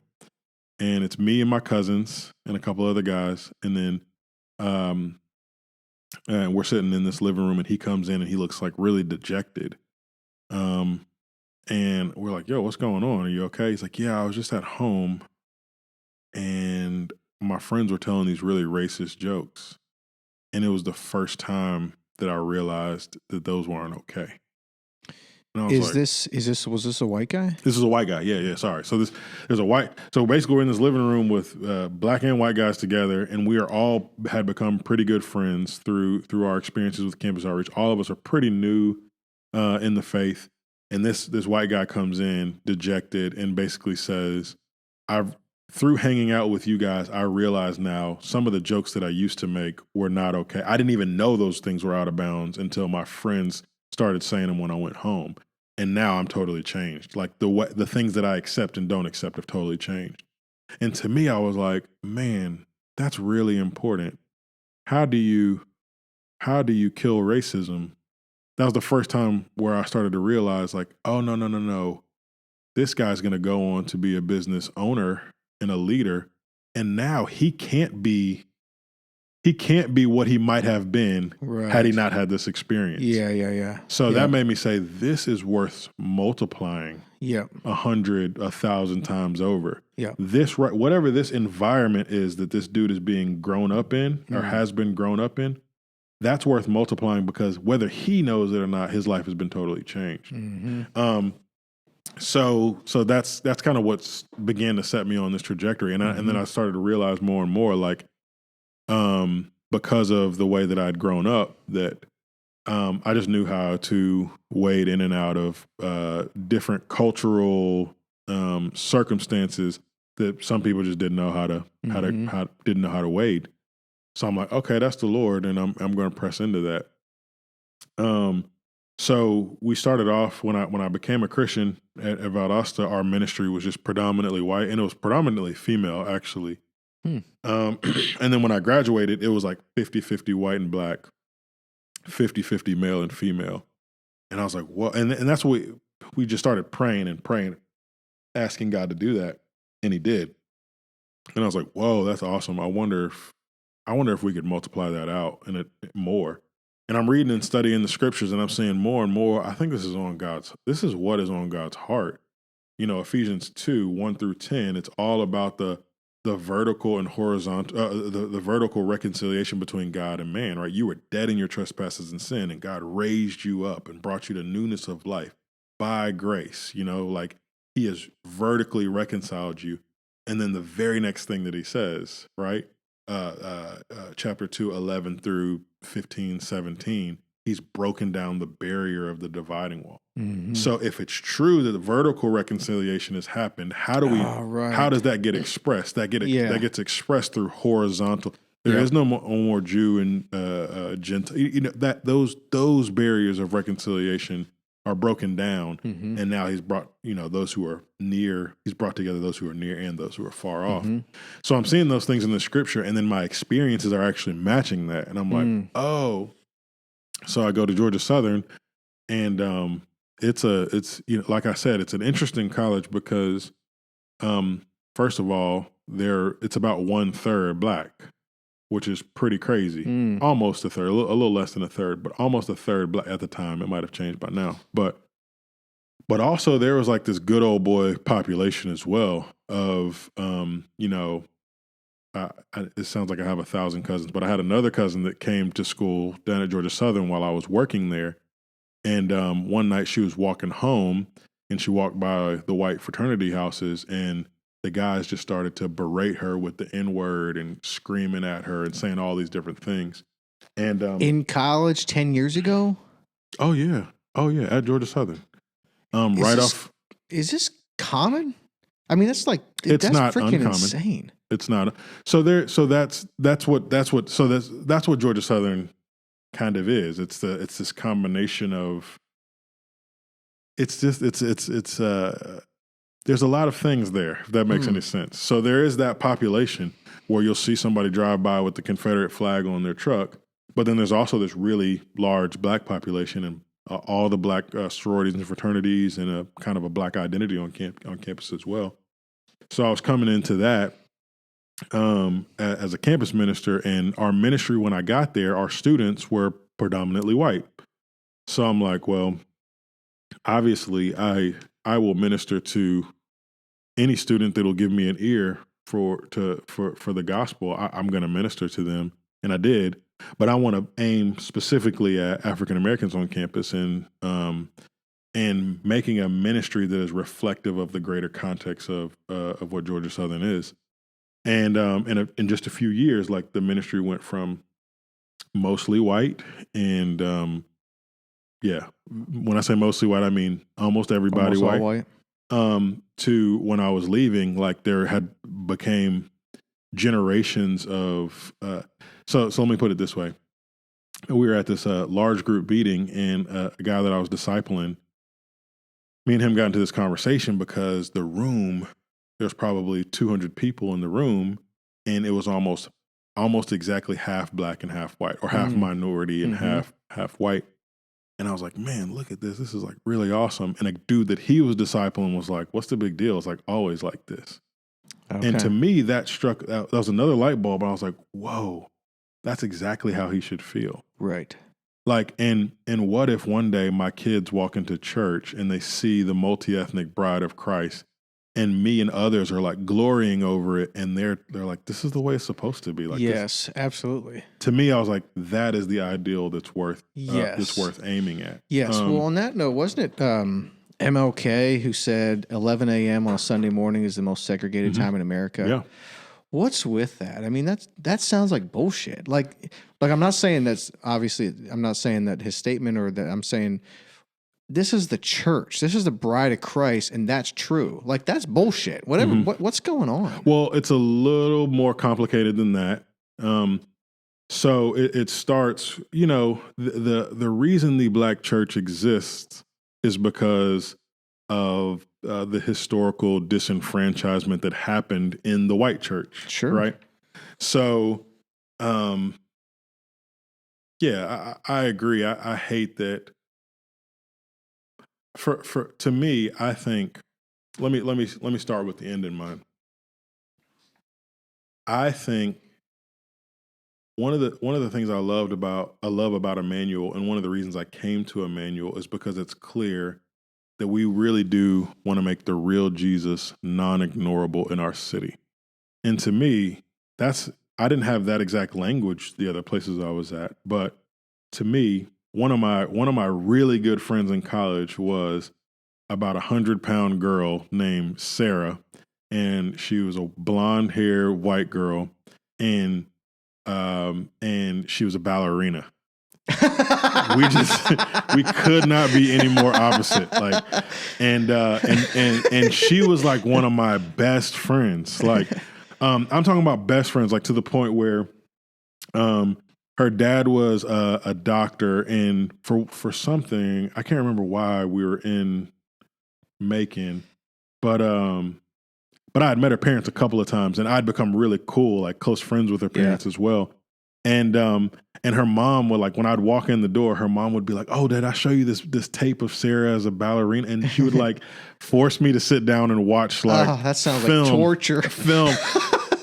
It was but it was super cool because it was like, me and this girl should never be friends. Right. There was a couple of times that we were in the same small group in Valdosta, and there was a couple of times where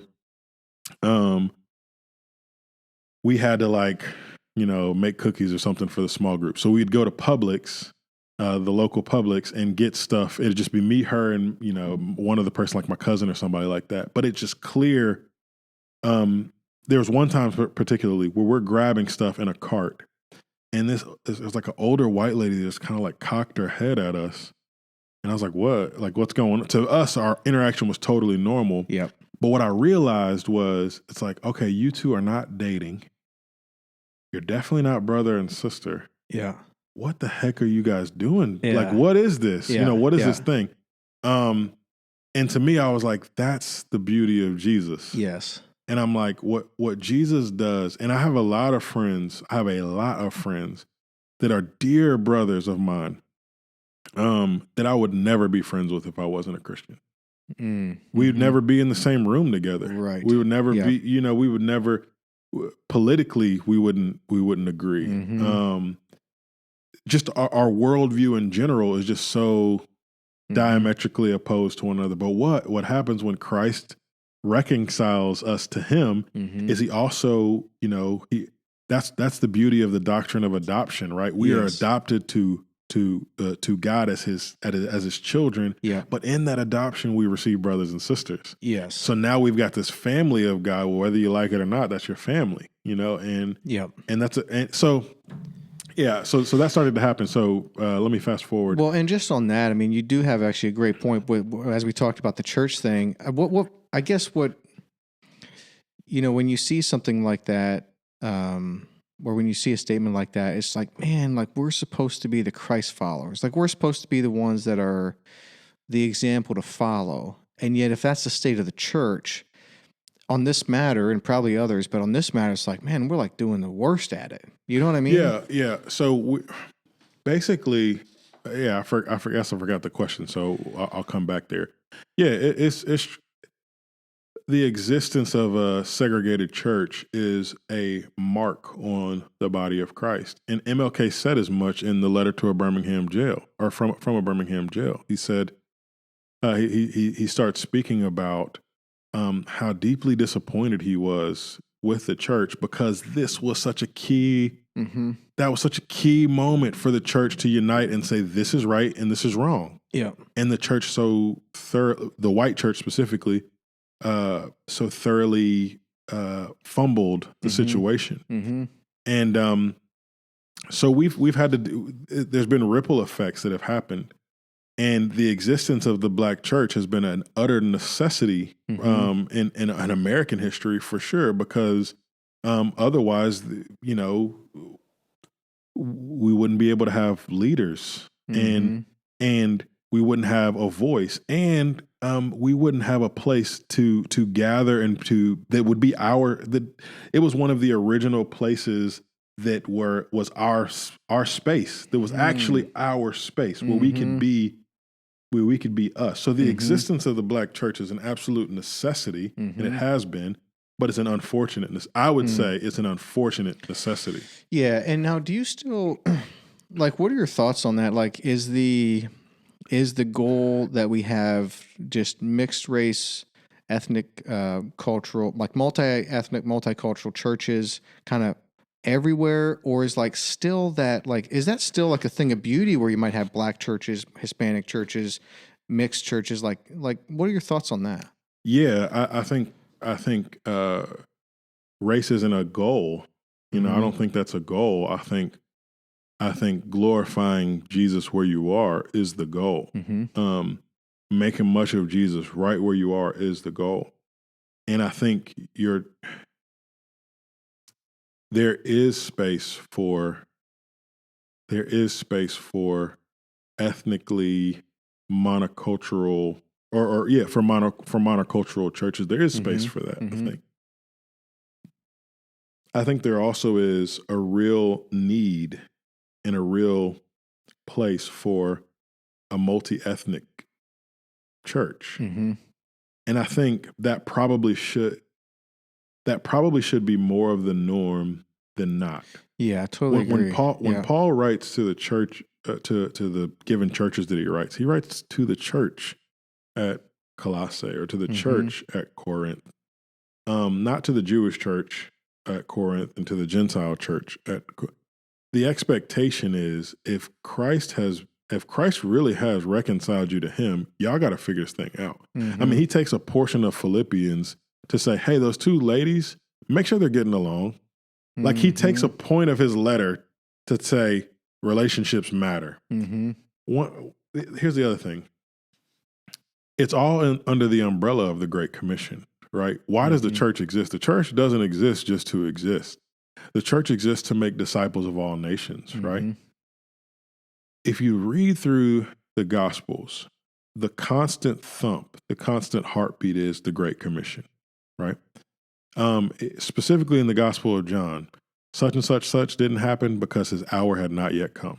Such and such had not happened because his hour had not yet come. And then boom, his hour had come, and then Christ is crucified, obviously resurrected, glorified, right?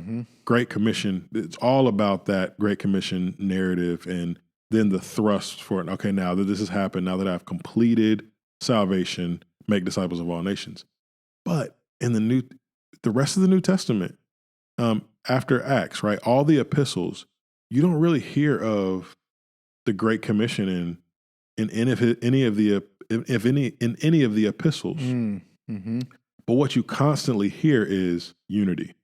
Unity. One of the constant keystrokes in the epistles is the unity of the body of Christ. And I think what that's illustrating to us is obviously the Great Commission hasn't gone away. We exist to fulfill the Great Commission, and we cannot do that disunified. Yeah. So what makes the real Jesus non-ignorable? What makes him the most non-ignorable? If you are in a place that has, especially in the South, that has historically had some of the most, in our nation's history, some of the most horrific acts have happened in the South on the basis of race. If you can now have a church who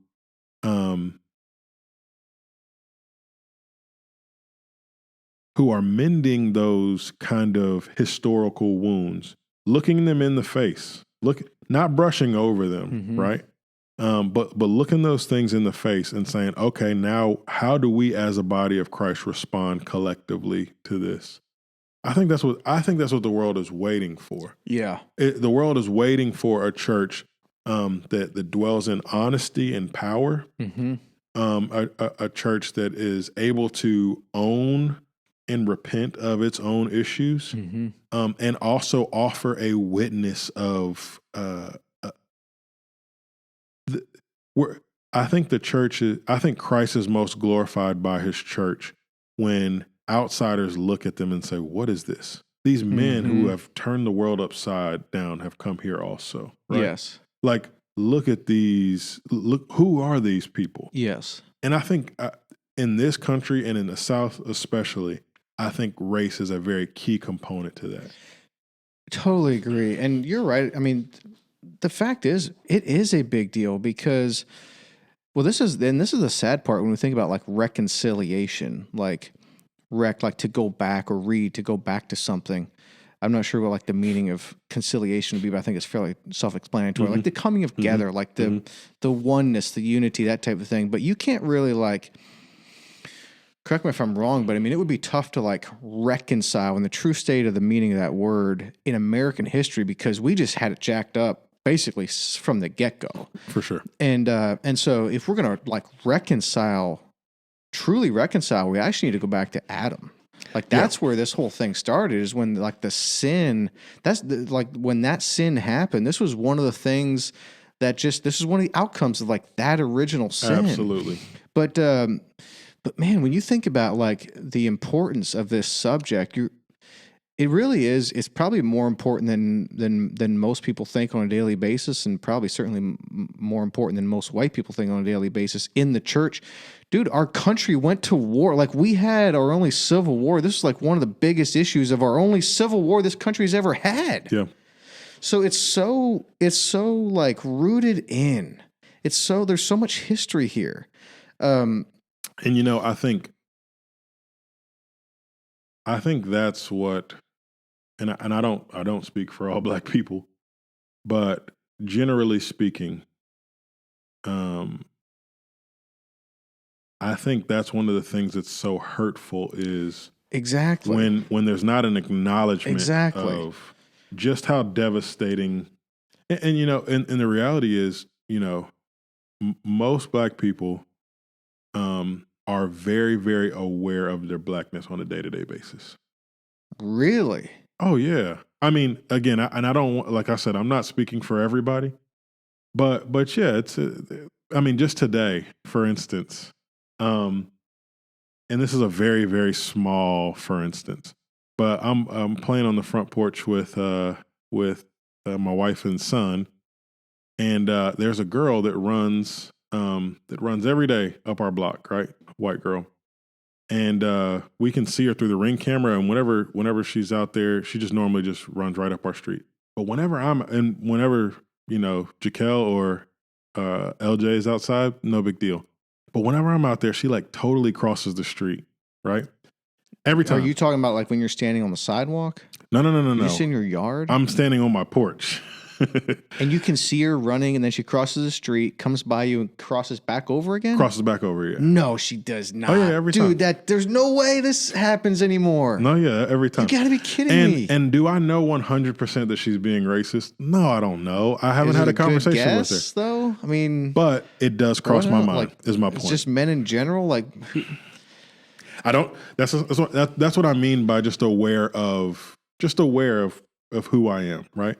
So is it just because I'm a big guy and she feels, or maybe it's just maybe it's just happenstance. I don't know, and I can't know, right? But what I am saying is that I'm aware of it, and that's a thought. I'm like, dang, is it like, what's up? Like, why? Yeah, I don't understand. And I try to be friendly, and sometimes I try to, but it's always cross the street, run up, cross back, does a run, crosses back. How often are Black men aware of like how good looking they are? I don't know what that means. Has that thought ever crossed your mind? Come on now. Seriously. You know, like different like ethnicities or races or like nationalities, like Black men are like good looking. Like the best looking men I know, they're Black. Oh, well, Black don't crack. You heard of that? I did now. So I don't know. One of the things, I think you might have mentioned this before, it might have been an elder meeting, was because I think this is prevalent. Like if the majority, so in this case, we can go white and Black, but so in a lot of churches the majority is going to be a white, right? So anytime you have like a majority that's trying to welcome in a minority, you're going to need to change some things, because if you think about it just like objectively, if it's like, all right, yeah, we want to be multicultural, but we don't want to change anything. Well, now the majority is saying we don't want to change, but we want y'all to come in and we want to do this thing together, but we don't want to change. So now the minority has to change, and that's just not fair. That's not even right. Like that's not even. It shouldn't work. That's largely been in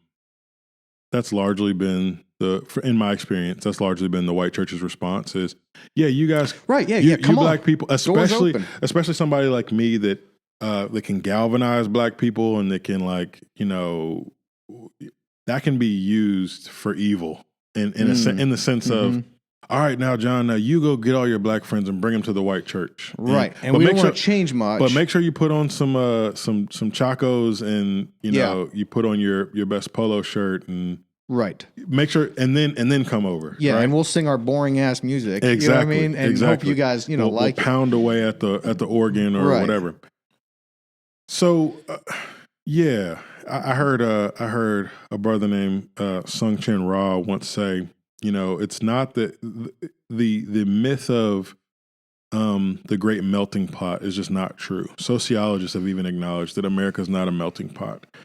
It's more like a salad bowl, where you have Asian cultures and African American cultures and white cultures and Hispanic cultures all existing together.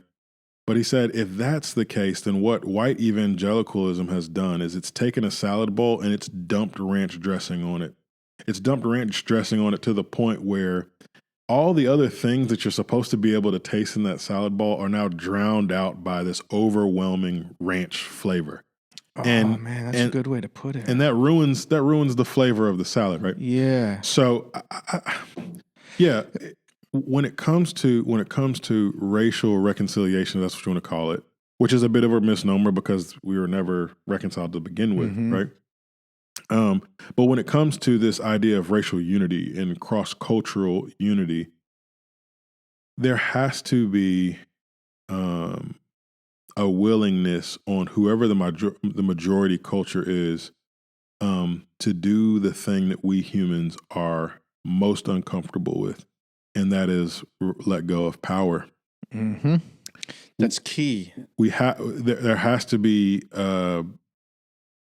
and having been a black dude in white spaces for a while now, that becomes kind of some of the criteria as to whether I want to be involved in a space or not. Is how do these let me be very honest with you about my mindset, especially when I started coming to Immanuel. Like, how do these white people treat power? I really want to know that, because if it looks like or it smells like they're just doing things for a look, or if it looks like they want me, if it's taxation without representation, yes, meaning, hey, John, bring all your black friends and yes. With no real seat at the table, no real influence, no real ability to change things in the environment, then that's tokenism, right? Yes. And you need to stay away, and your black friends need to stay away from that. And as a shepherd in my own heart, I need to protect my black friends from those spaces. 100%. Because it's only going to be there to their detriment that they get it. And the bad. So there are a lot of well-meaning, in my experience, there are a lot of well-meaning white people that actually are doing the very cause that they want to prop up injustice or harm because of this kind of, if you're gonna do racial reconciliation, then be ready to take your hand off of the wheel and let other people drive as well. Yes. And I can't remember what I was listening to of Malcolm Gladwell's, but he started talking about this dichotomy of tokenism versus trailblazing. And I think that's for I've been able to become a mentor to some young black ministers now who are some of them are in different mixed race spaces. And that's the dichotomy that I'm constantly talking them through is there's a difference between tokenism and trailblazing. we got to trailblaze, right? Mhm. If this is going to happen, there's going to have to be somebody who did it first, or Yes. a small group of people who had the vision to see this thing through. But that's only tokenism if it doesn't come with real power, really, real say so, real influence, a seat at the table, right? Yes. And I think that's where we are. That Yep. if we're ever going to become a multi-ethnic church that really props up Jesus, we've got to give each other the gift of uncomfortability, right? Mhm. And the church, largely in our country, has had a Burger King mentality Hmm. where it's have it your way, especially in the South, where there is a church and sometimes a pretty decent church within a handful of miles of one another. And Mhm. now in the digital age, you can just type in your area code and Mhm. the best Acts 29 churches will pop up, or the best Mhm. Gospel Coalition churches will pop up, or the best this or that church, PCA, Baptist, whatever churches will pop up. And you can look them up and you can have it, for lack of a better word, you can have it your way. Yeah. So that doesn't jive with a Christianity that Jesus says foxes have holes and Yes. birds of the air have nests. Yeah. Or birds of the air have nests, but the Son of Man has nowhere to lay his head. Yeah. And he's calling us into that kind of lifestyle. Yeah. Don't you think it's also so tied in with like there's probably more, but like there's two things that come to mind here is this issue being so tied in with one, cultural Christianity, and you have like these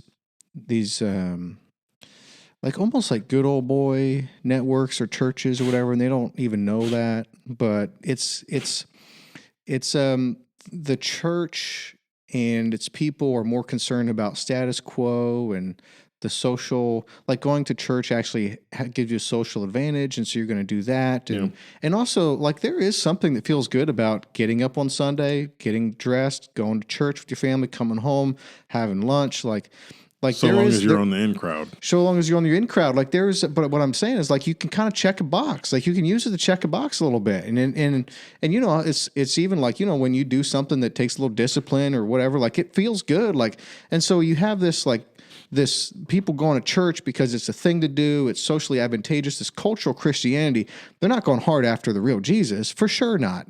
Would they say that they are? You know, maybe, but as long as like God doesn't ask them to change their lifestyle or change something in their business or change their circle of friends or change their social status or change their money, like as long as none of that changes, yeah, they're all in with God. Yeah, I just question if But that's actually Christianity. well, of course it's not. But like, so like cultural Christianity, that just seems to be such a big part of this too, because that's where like tokenism is like just going to be blatant, like and not even like apologize for, and then also political. Like, dude, so much stuff is so political now. Like, you can't even have. It's tough to have a conversation with a few people about. Like how to help the poor without that being political in the first 45 seconds in people's mind. Yeah. And so like this topic is so tied in, I think, with those two things too. So how do you combat that? Yeah. I think it's, you know, as much as the digital age has connected us, it's also, it's really not connected us so much as it's put us in pretty clear bunkers, right? So, well, the algorithms even help you do that. Like boom, Twitter, for example, it just pulls up things that you're interested in because they want clicks, right? Right. So if you've clicked on it before, they're going to give you something similar, so you can click on that, right? Yep. So if you're of one political persuasion, you're going to think that everything in the whole world is saying what you're saying because it just keeps on feeding you whatever you've seen already, right? So it puts you in this. It actually just puts you more thoroughly in a camp and in a bunker in your own little concealed world. So, and I think that's one of the main arguments for the multi-ethnic church right now in our small group. There are obviously me and my family. There are a few other Black women, and there are a few white families, and there's a cop, a guy that just became a cop. And we're coming. Is that Mac? Yeah. He was just on here. Oh, is that awesome? A couple days ago. Yeah, that's awesome. So, but the cool thing is we're all coming from really different places. And there's been a couple of times in our discussions where I'm kind of having to referee through some not heated discussion, but it could, it's getting there. I think there's something really important about that. Mm-hmm. I think what each side wants to do is make a caricature out of the other side. Mm-hmm. And obviously that caricature is foolish and silly and wrong and the worst, in the worst case, evil, right? Whatever the furthest caricature of the right or the left or whatever could be construed as something really ugly and evil. But the truth is most of us are somewhere a little bit more reasonable. Mm-hmm. And if we could only get in the same space with one another and hear one another out, then there could be constructive. There could be constructive conversation. And we've already seen that some in our small group where, there are certain people in our group that are just on different planets as far as worldview is concerned. Yeah. But both sincerely love Jesus. Yeah. Sincerely are walking with him. Yep. And are now trying to figure out how this is now my sister in Christ. How do I navigate these new waters? Well, you're right about that's beautiful. That is beautiful, and you're totally right about your environment, where you're getting information from, who you're talking with, that type of thing.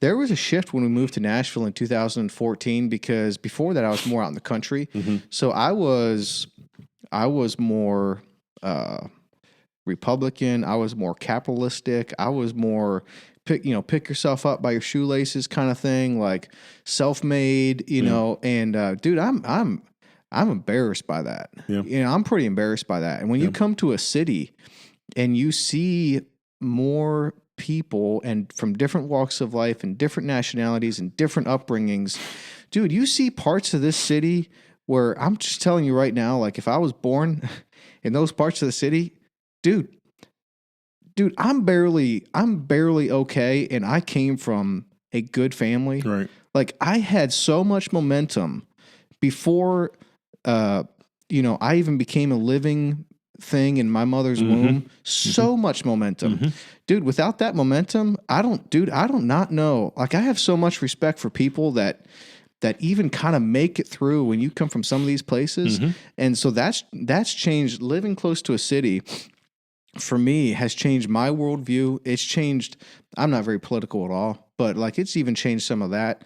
It's just, you see firsthand and you experience more of the world, because that's one of the advantages of being in the city is like you can see different worldviews and different upbringings in like a 10-mile like diameter. You know what I mean? Like you can see so much of the world. That's what's really cool about a city. Yeah. So, experiencing and being around different things, it does change. One of the things I think this was what you had mentioned before, just back to like the church wanting to do their thing, is if you are if your church is trying to be multicultural, multi-ethnic, and as a white person, if you're not uncomfortable with 25% of the songs or the singing, you're just not doing it right. You know what I mean? Like you gotta, that's a practical thing. You gotta expect if you want to like be home for different cultures, nationalities, ethnicities, that type of thing, then you can't just have like everything geared towards your particular cultural nationality or ethnicity. That's not going to work. Let me interject there. In my experience, here's how my white brethren have thought. There is black culture, there is Hispanic culture, there's Asian culture, and then there's normal. And that little subtle nuance is really when that is the danger of being in the majority culture. Yes. In the majority, it's like being a fish in water, right? They don't know that they're equipped to breathe here. You throw a lion in the water, right? And obviously he's though he is a majestic, beast of an animal, right? He gonna struggle, right? Because he's not in the environment that he is most comfortable in. Yes. Right. And that's all analogies kind of break down, but you get what I'm saying. Like in the majority culture, what's happening is you are a fish in water and you don't realize it. You don't, and what's happening when outsiders, particularly different minorities, are coming into the space, they're expressing in different ways forms of discomfort. And if you don't have the cultural intelligence to be able to say, oh, it's because they don't, it's because we have a distinct culture, right? And just like other groups have distinct cultures, we also have a distinct culture and operate most fluently and easily in it. So, but when we begin to recognize that, when we begin to realize, okay, I do have a distinct culture, I am operating that way, others don't, and culture is not right or wrong, it's not moral or amoral, right? It's just different, right? There are good and beautiful things in each, right? So if we know that, then we've got to do some give and take here. And to the degree that we're willing to, it comes back to hospitality in a lot of ways, right? To the degree that we're willing to be hospitable to others, is to the degree that we're gonna be able to grow and express the multi-ethnic beauty of the bride of Christ. And yeah, I think for my African American brothers and sisters that find themselves in majority white spaces, in some ways, and this is what I generally always say as I'm meeting with my brothers and sisters, my African American brothers and sisters, you've been given a gift, and that gift is discomfort. And because what you're being able to, you're not in these things for its social advantages, right? You're here to know and love and worship Jesus, right? And you're willing to block out some of the other noise so that you might see him, experience him, worship him, and feast on his word, right?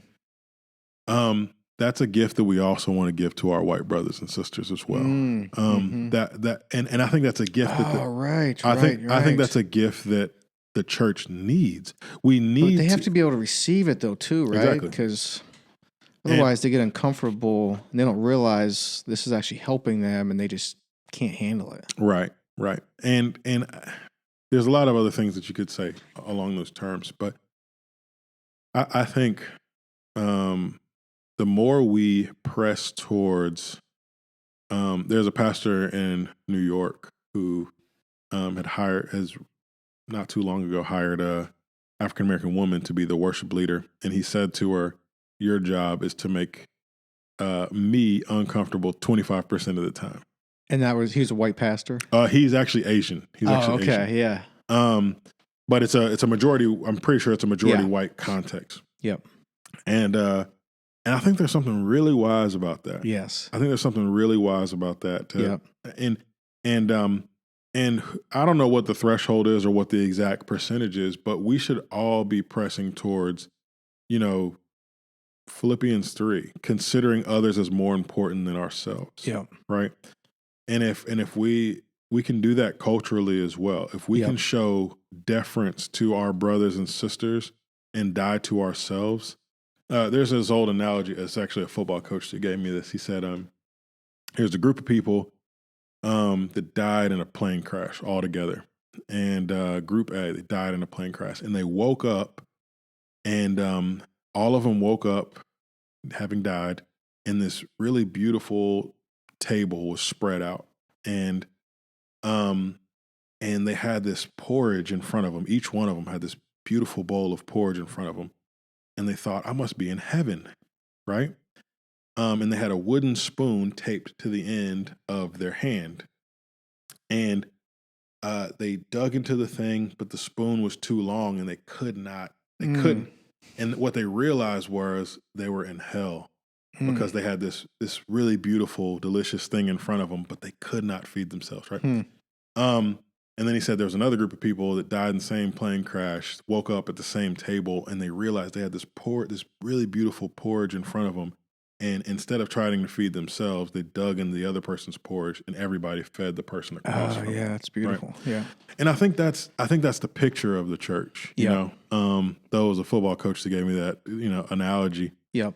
That's a picture of the church. Like, we are meant to not worry about where our next meal is coming from. Yeah. But to be as concerned with making sure the person across from me is eating. Yes. And fed by the worship, the preaching, every aspect of service, small groups, all those kind of things, right? Yep. We want to consider others as more important than ourselves. So we got to fight for that. Well, the big concerns I have is, or I can see kind of just being roadblocks, is one, just this idea of like understanding the history, because that's really important.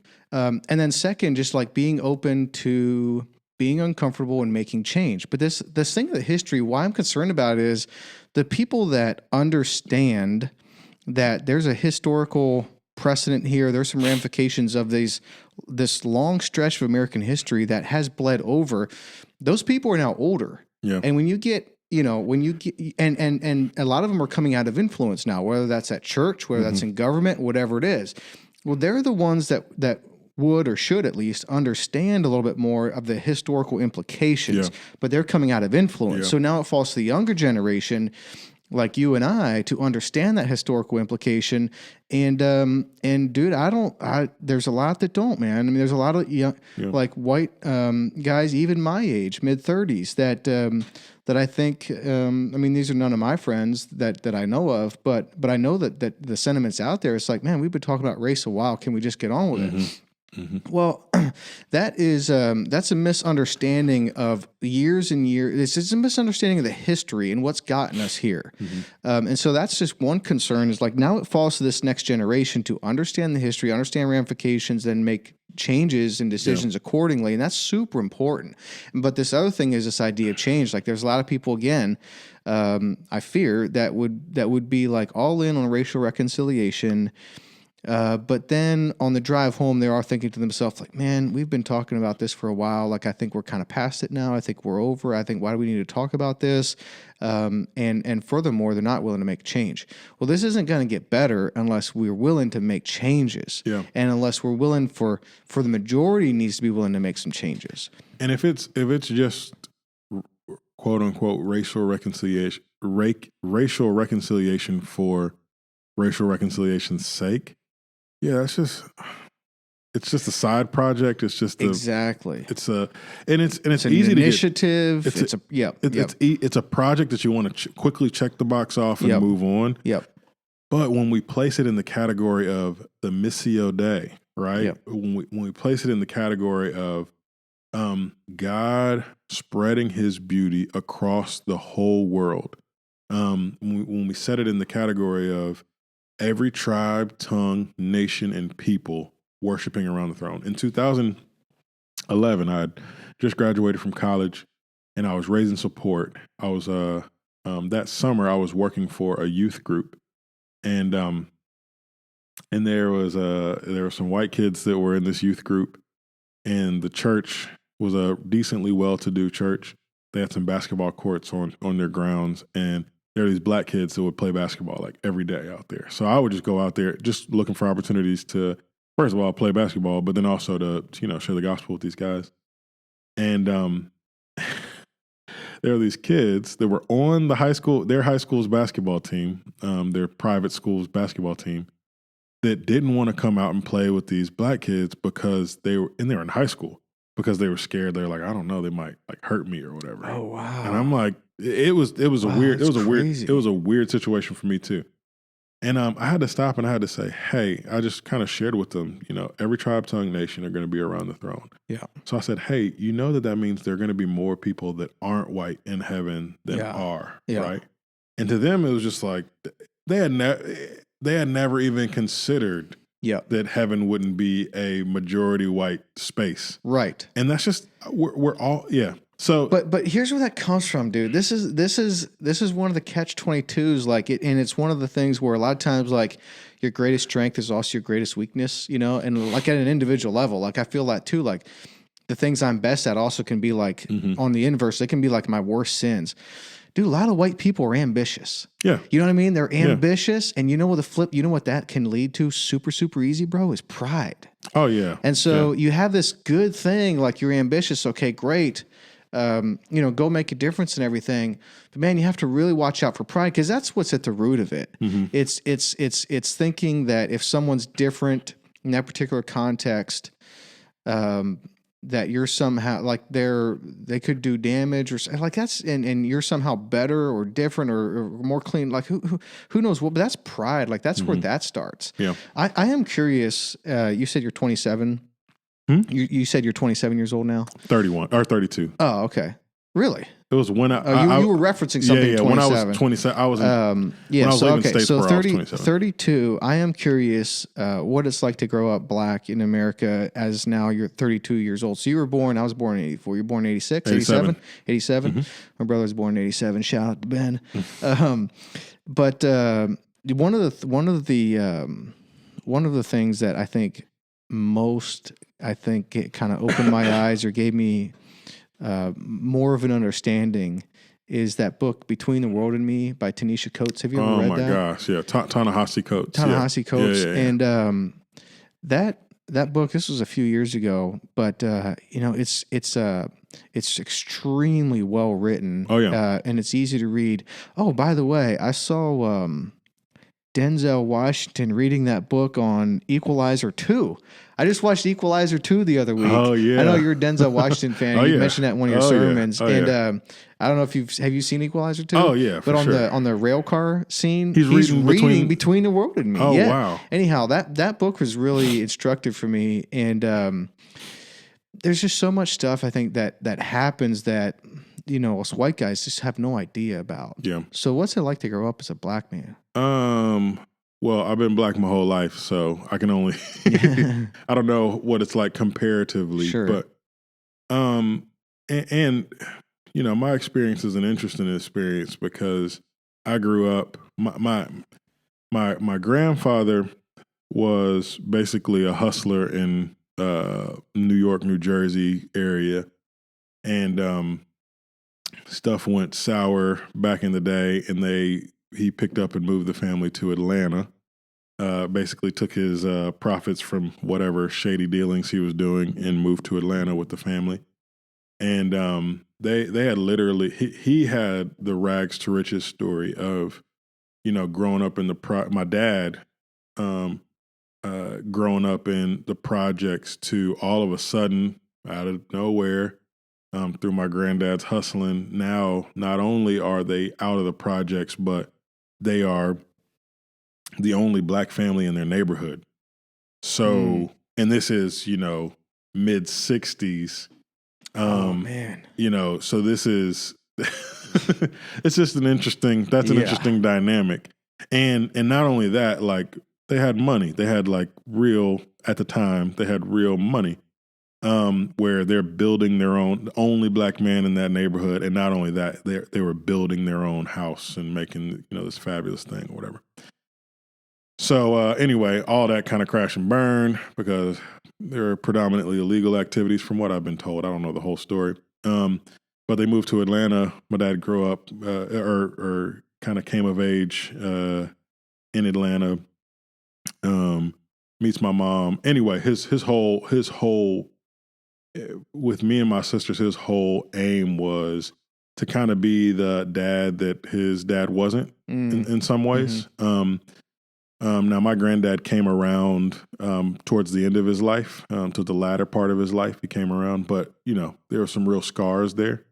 So my dad basically, his whole mentality was, I want to be at every basketball game, every football game. I want to provide an environment for them that I didn't get provided for me. So I grew up in the suburbs largely. So largely I grew up in, sometimes as the only black kid in my class. But the only black kid in your class, is this a public school or private school? Public school. Public school. Yeah. Yeah. The only black kid in your class? Sometimes. I mean, not all the time, but Is it a suburb of Atlanta? Yeah. Wow. Yeah. So, I mean, like I said, that wasn't all the time, but sometimes, some grades, or sometimes one of 2 or one of 3 total. Okay. So that's kind of how I grew up. But at the same time, my dad, most of his dealings were, he's owned a contracting company, and most of his dealings were in Atlanta proper. So all my summers and all my weekends were spent, in the inner city doing whatever things with him, like odd jobs or fixing, whatever. So I kind of grew up in both environments in a way. Excuse me. So, largely, I always felt like I always got pinned as, to some black people, I was the black dude that wasn't black enough. I spoke too articulately. I enunciated all of the all the letters in a particular, whatever. So I didn't speak black enough. And then obviously for some white people, I was just way too black. So I've kind of always felt this, my existence has been, I've always kind of been a bridge in between both, and having to learn how to maneuver in between 2 worlds and just learn how to be really me, authentically me, before whoever I'm before. Thankfully, I was really good at sports. So being good at sports just got me respect from, whatever environment that I came in. You roll a basketball out there, and then you're going to respect me, kind of thing. Yeah. So that's I think that was that greased the wheels of my childhood and those kind of things. But yeah, that's kind of. I also had 2 sisters that were tough as nails. So I told, obviously we talked about college football a couple of times. I played the first few years of my college, in college. And somebody asked me, what's the hardest you ever been hit? And I said, oh, hands down, it was by my sister. So Are you serious? Oh, dead serious. Oh, really? Oh, dead serious. Dead serious. She made me as tough as I am. So I think those are kind of the experiences. So when you ask me, like, what has my black experience been? I mean, I've been called the N-word while I'm walking down the street as a kid. I'm 12 years old walking to the store in a majority white environment, and 3 grown men drive by and just start screaming out the N-word for no reason. That's happened. Grown men? Oh, yeah. Like 30, sure. 40 years old, or like 50? Construction workers, whatever that is. Construction workers? Yeah. They were in a construction, truck. And why? I don't know. Why? What's the point? You're 12 years old. What's going on with that? Just because you can. Just because you can. Are they drunk? Are they drunk? No, that's the power dynamic of our country. But just because you can, I've had, I got into a fight when I was in I think the 1st or 2nd grade because of the same thing. A kid just got into a disagreement. He thought it was okay. It's like 2nd grade. He thought it was okay to call me the N-word. I knew that it wasn't. So, I beat the kid up, and we get separated. And my dad comes up to the school flaming hot because I'm getting into a fight. He finds out what happens, and he's totally cool. He's like, "Yep, okay." So that's just kind of on that, right. Yeah. So, it's you just learn how to move. I don't know how else to say it other than that. It's like in this world, you learn how to maneuver. I've had friends who have basically pulled me to the side as I've been in majority white spaces in the church, and basically say, you'll always be an N-word to them. Oh yeah, absolutely. In the church? Oh, absolutely. No, not at Emmanuel. Well, for sure. I mean, but in a church? Oh, absolutely. What was the point of them telling you that? Just so you know so you know how they're thinking? Keep your guard up. You can't trust those white people. And that's the message from some people. I mean, do you think that's true at some level? I mean, that's kind of a judgy thing, I guess, to be thinking about. But here's the way I'll say this. Because I think there is truth to it. And I think you as a black, and this is the dudes that I mentor now, from a distance. The reality is there are white people that would love for me to be in their spaces not for me, but because I could probably bring some more. I could check off the box for them. And you've got to be able to discern that, and you got to be able to protect yourself from that, because that's not a safe environment for you or for anybody that you're bringing yourself. You're bringing to that environment. So there's some truth to that. But I mean, yeah. By and large, I think I don't fully subscribe to this, but I think it's James Baldwin said, to be black is to be perpetually in a rage. And I think there's always a there's always a lens that I'm looking through, because I know that as a black man, I give this as an example. At Immanuel, a place that I love, the elders whom I love, the pastors whom I love and trust. When I step on stage at Immanuel, I have to be very guarded with my words and very guarded with the way that I come across and with the things that I will say and won't say, with the jokes that I will make and won't make. And that's because I'm representative of more than myself, and I have to recognize that. So that's a responsibility that I think I perpetually carry with me, and that's just a part of the job description. That's just a part of it. Yeah, and you have that too.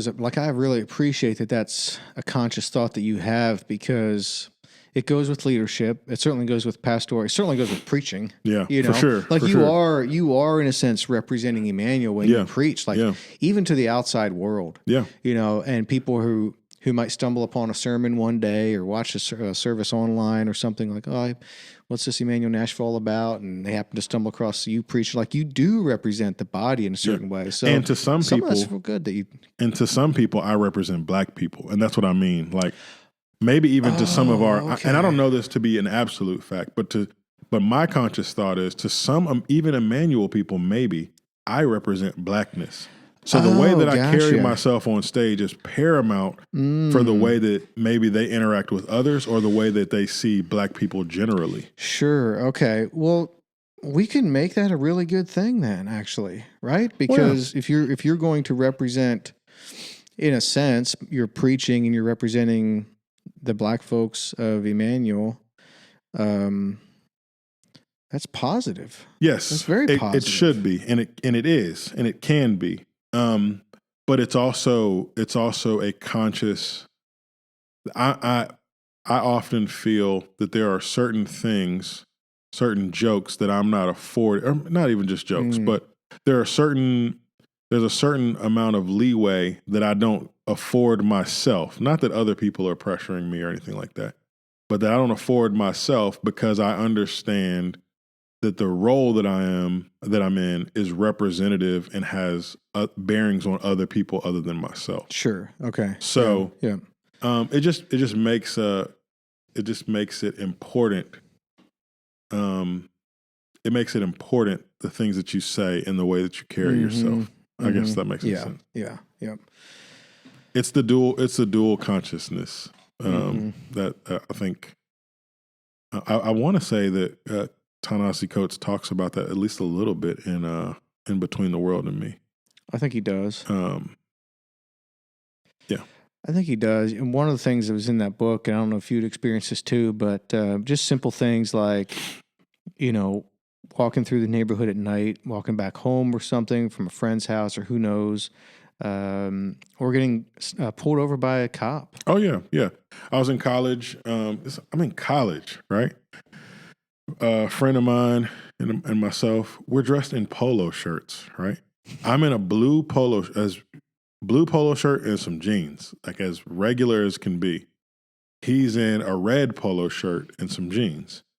And 2 cop cars pull up on us, turn their lights on, step out, put their lights in our face, and basically said, you guys got to be careful about what colors you wear around here. And I'm like, he's in a red shirt, I'm in a blue shirt. That would be competing gangs, first of all.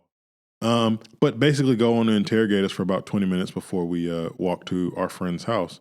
Wow. Just for for whatever reason, and that's just so it's like now let me speak about myself. When I'm in a store or when I'm interacting with police officers, I'm just very careful about the movements that I make, the language that the words that I say. I'm just there's very little room to have your guard down. So for me to operate in America is to because I forgot who I heard say this, but there's this phrase that is just so true to how I function, but it's an assumption of criminality, and I find myself unfairly, of course, it's not right, but I find myself having to fight against what I feel to be an assumption of criminality. So when I'm interacting with police officers in a given space, or when I'm interacting in a store, I make it really clear that I pick the thing up, I look at it, and I put it down really clearly. Right? Because I don't want there to be any confusion as to what I'm doing in the store, or how I'm operating. I hate that, dude. I'm it's sorry, reality. Dude. I just hate that. I'll be honest with you. Like I have a high level of, I think we could call it respect. It's not distrust, it's respect. But like I conduct myself pretty carefully around cops too. It's just the way I'm wired. Yeah. But I'll be honest with you, dude. Like if one of my sons was black, at some point before he starts to drive, I'm having a conversation with him that I'm not having with Lincoln. Yeah. About if you get pulled over by a police officer, here's some things to be extra careful with.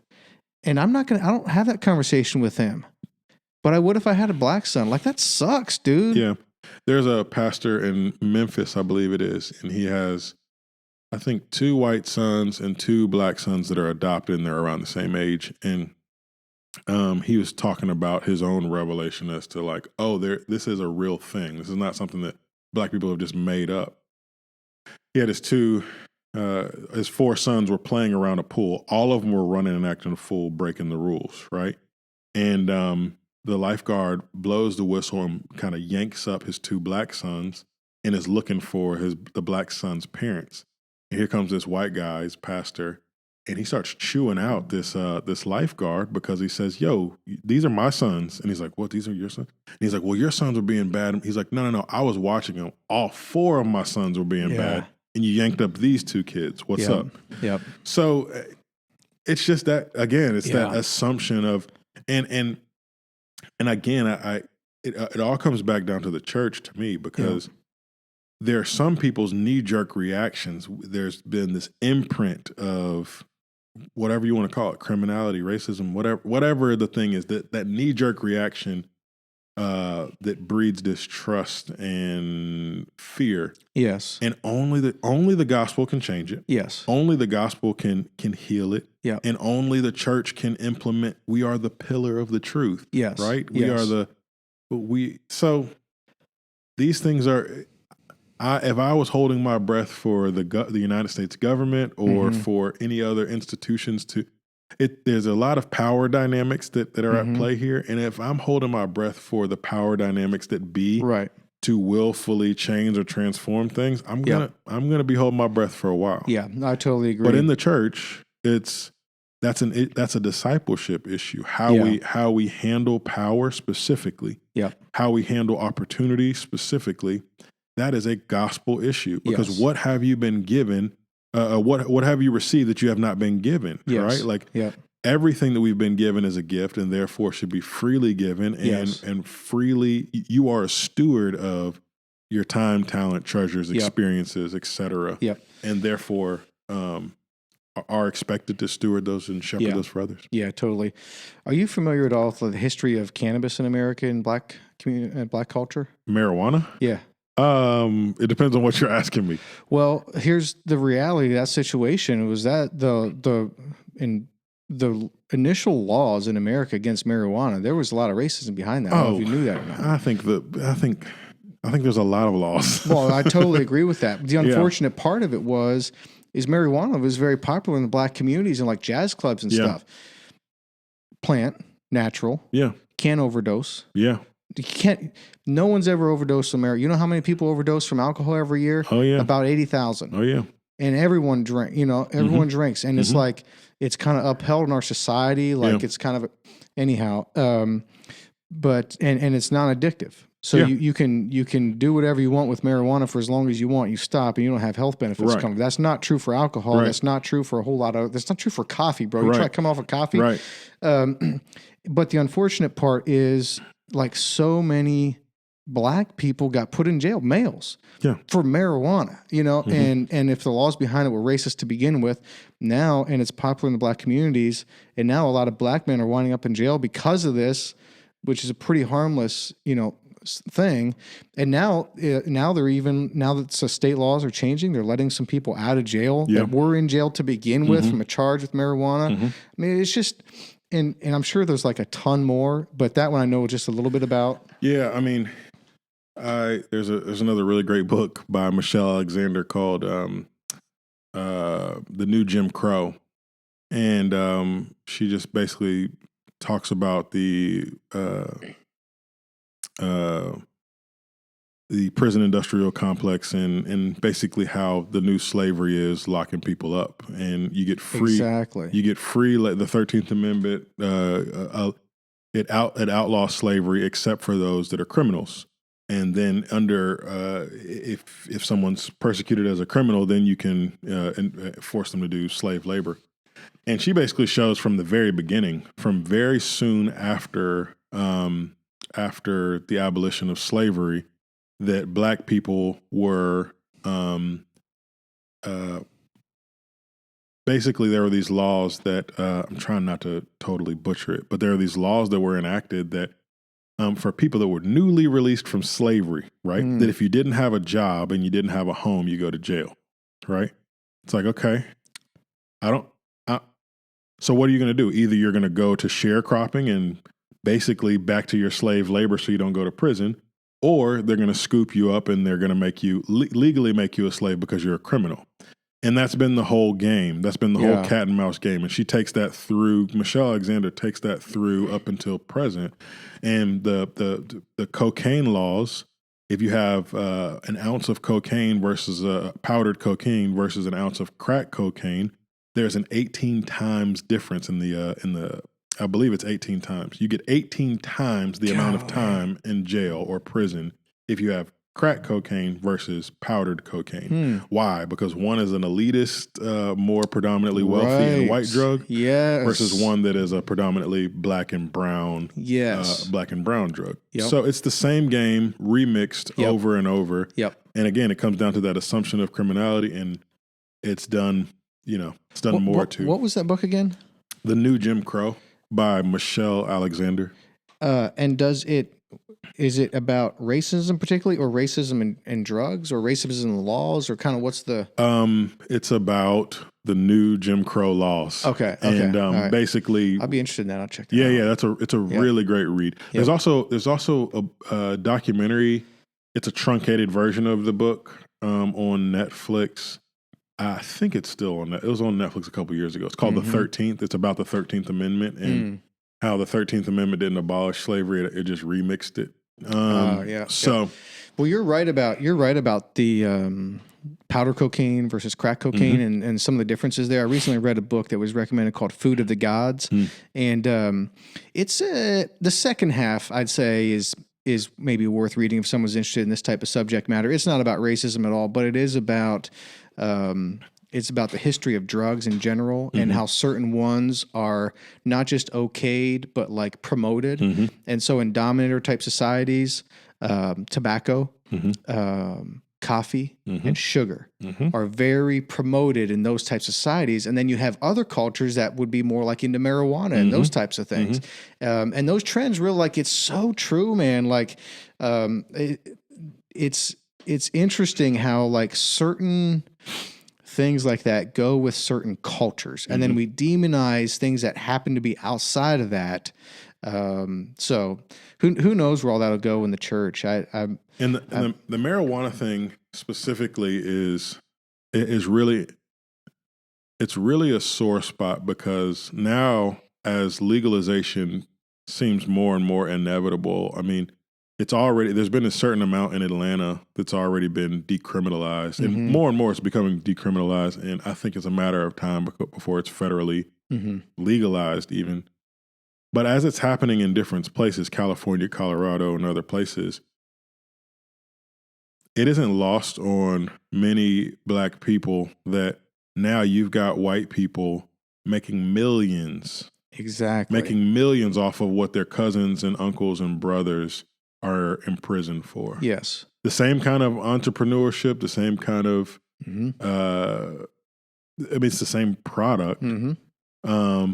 Obviously, there's a difference in it used to be illegal and now it's legal, but functionally, those people are still in jail. Right. To this day, there's people in America that are in jail related to marijuana charges. Oh, no. I'm talking about doing hard time, too. Doing hard time. And we're talking about marijuana. Yeah. It's crazy. Absolutely. Well, I don't want to keep you all night. Yeah, we could talk about privatized prisons and those kind of things, but that's a whole nother, maybe it's a deeper, darker, maybe next time. Criminal link. Yeah. What else you want to say? Anything you want to close with? I don't know, man. I don't know. At the end of the day, I am fully convinced that the church, the reason I'm a pastor is I'm fully convinced that the church is God's vehicle of all forms of reconciliation. If people are going to come to know Jesus and cross from death to life, it's going to be the church that has its hand in that. And if people are going to be reconciled to one another, the church is going to be the vehicle by which it happens societally. When we talk about systematic injustice and systematic racism and those kind of things, it's the only institution that's going to be able to, and I've got some specific reasons behind this that I guess we can get into the next time, but the church is the institution that God has implemented for the breaking down of those systems. So church is really important, and church membership is really important to be submitted to a local body and locking arms with and pressing into what God is doing in the local church is extremely important if you want to be a part of the change that God is doing in the world. Yes, totally agree. And one point that should be made too, as it kind of relates to racial reconciliation in the church too, is you don't fix really any problem by just like chasing after what you don't want all the time. Like you need to be aware of those things, and you need to go hard after like what you're after. And so what we need to be after as churches is like serving and loving and just being in love with the real Jesus as a body together, and so I think that's, if someone's looking for a place to start, that's actually a great place to start, is like deepen your relationship with Christ, learn more about him and his scripture. What does he say about our relationship, like horizontal, and how that should be? What is the heart of Jesus for people, for all people? That's a great place to start, because as we come closer to Christ, obviously we're coming closer together. Dude, I love and respect you as a friend. Likewise, man. As a brother, and I love and respect you as my pastor. Yeah. Thanks for being a pastor at Immanuel, man. Yeah, man. Seriously. It's a great joy. We are grateful to have you. Yeah. Glad to be here. And you are having an impact. Yeah. It's hard to believe it's been a year already. I know. It's kind of crazy, Congratulations. right? Yeah, man. All right, man. Thanks for being on the podcast. All right.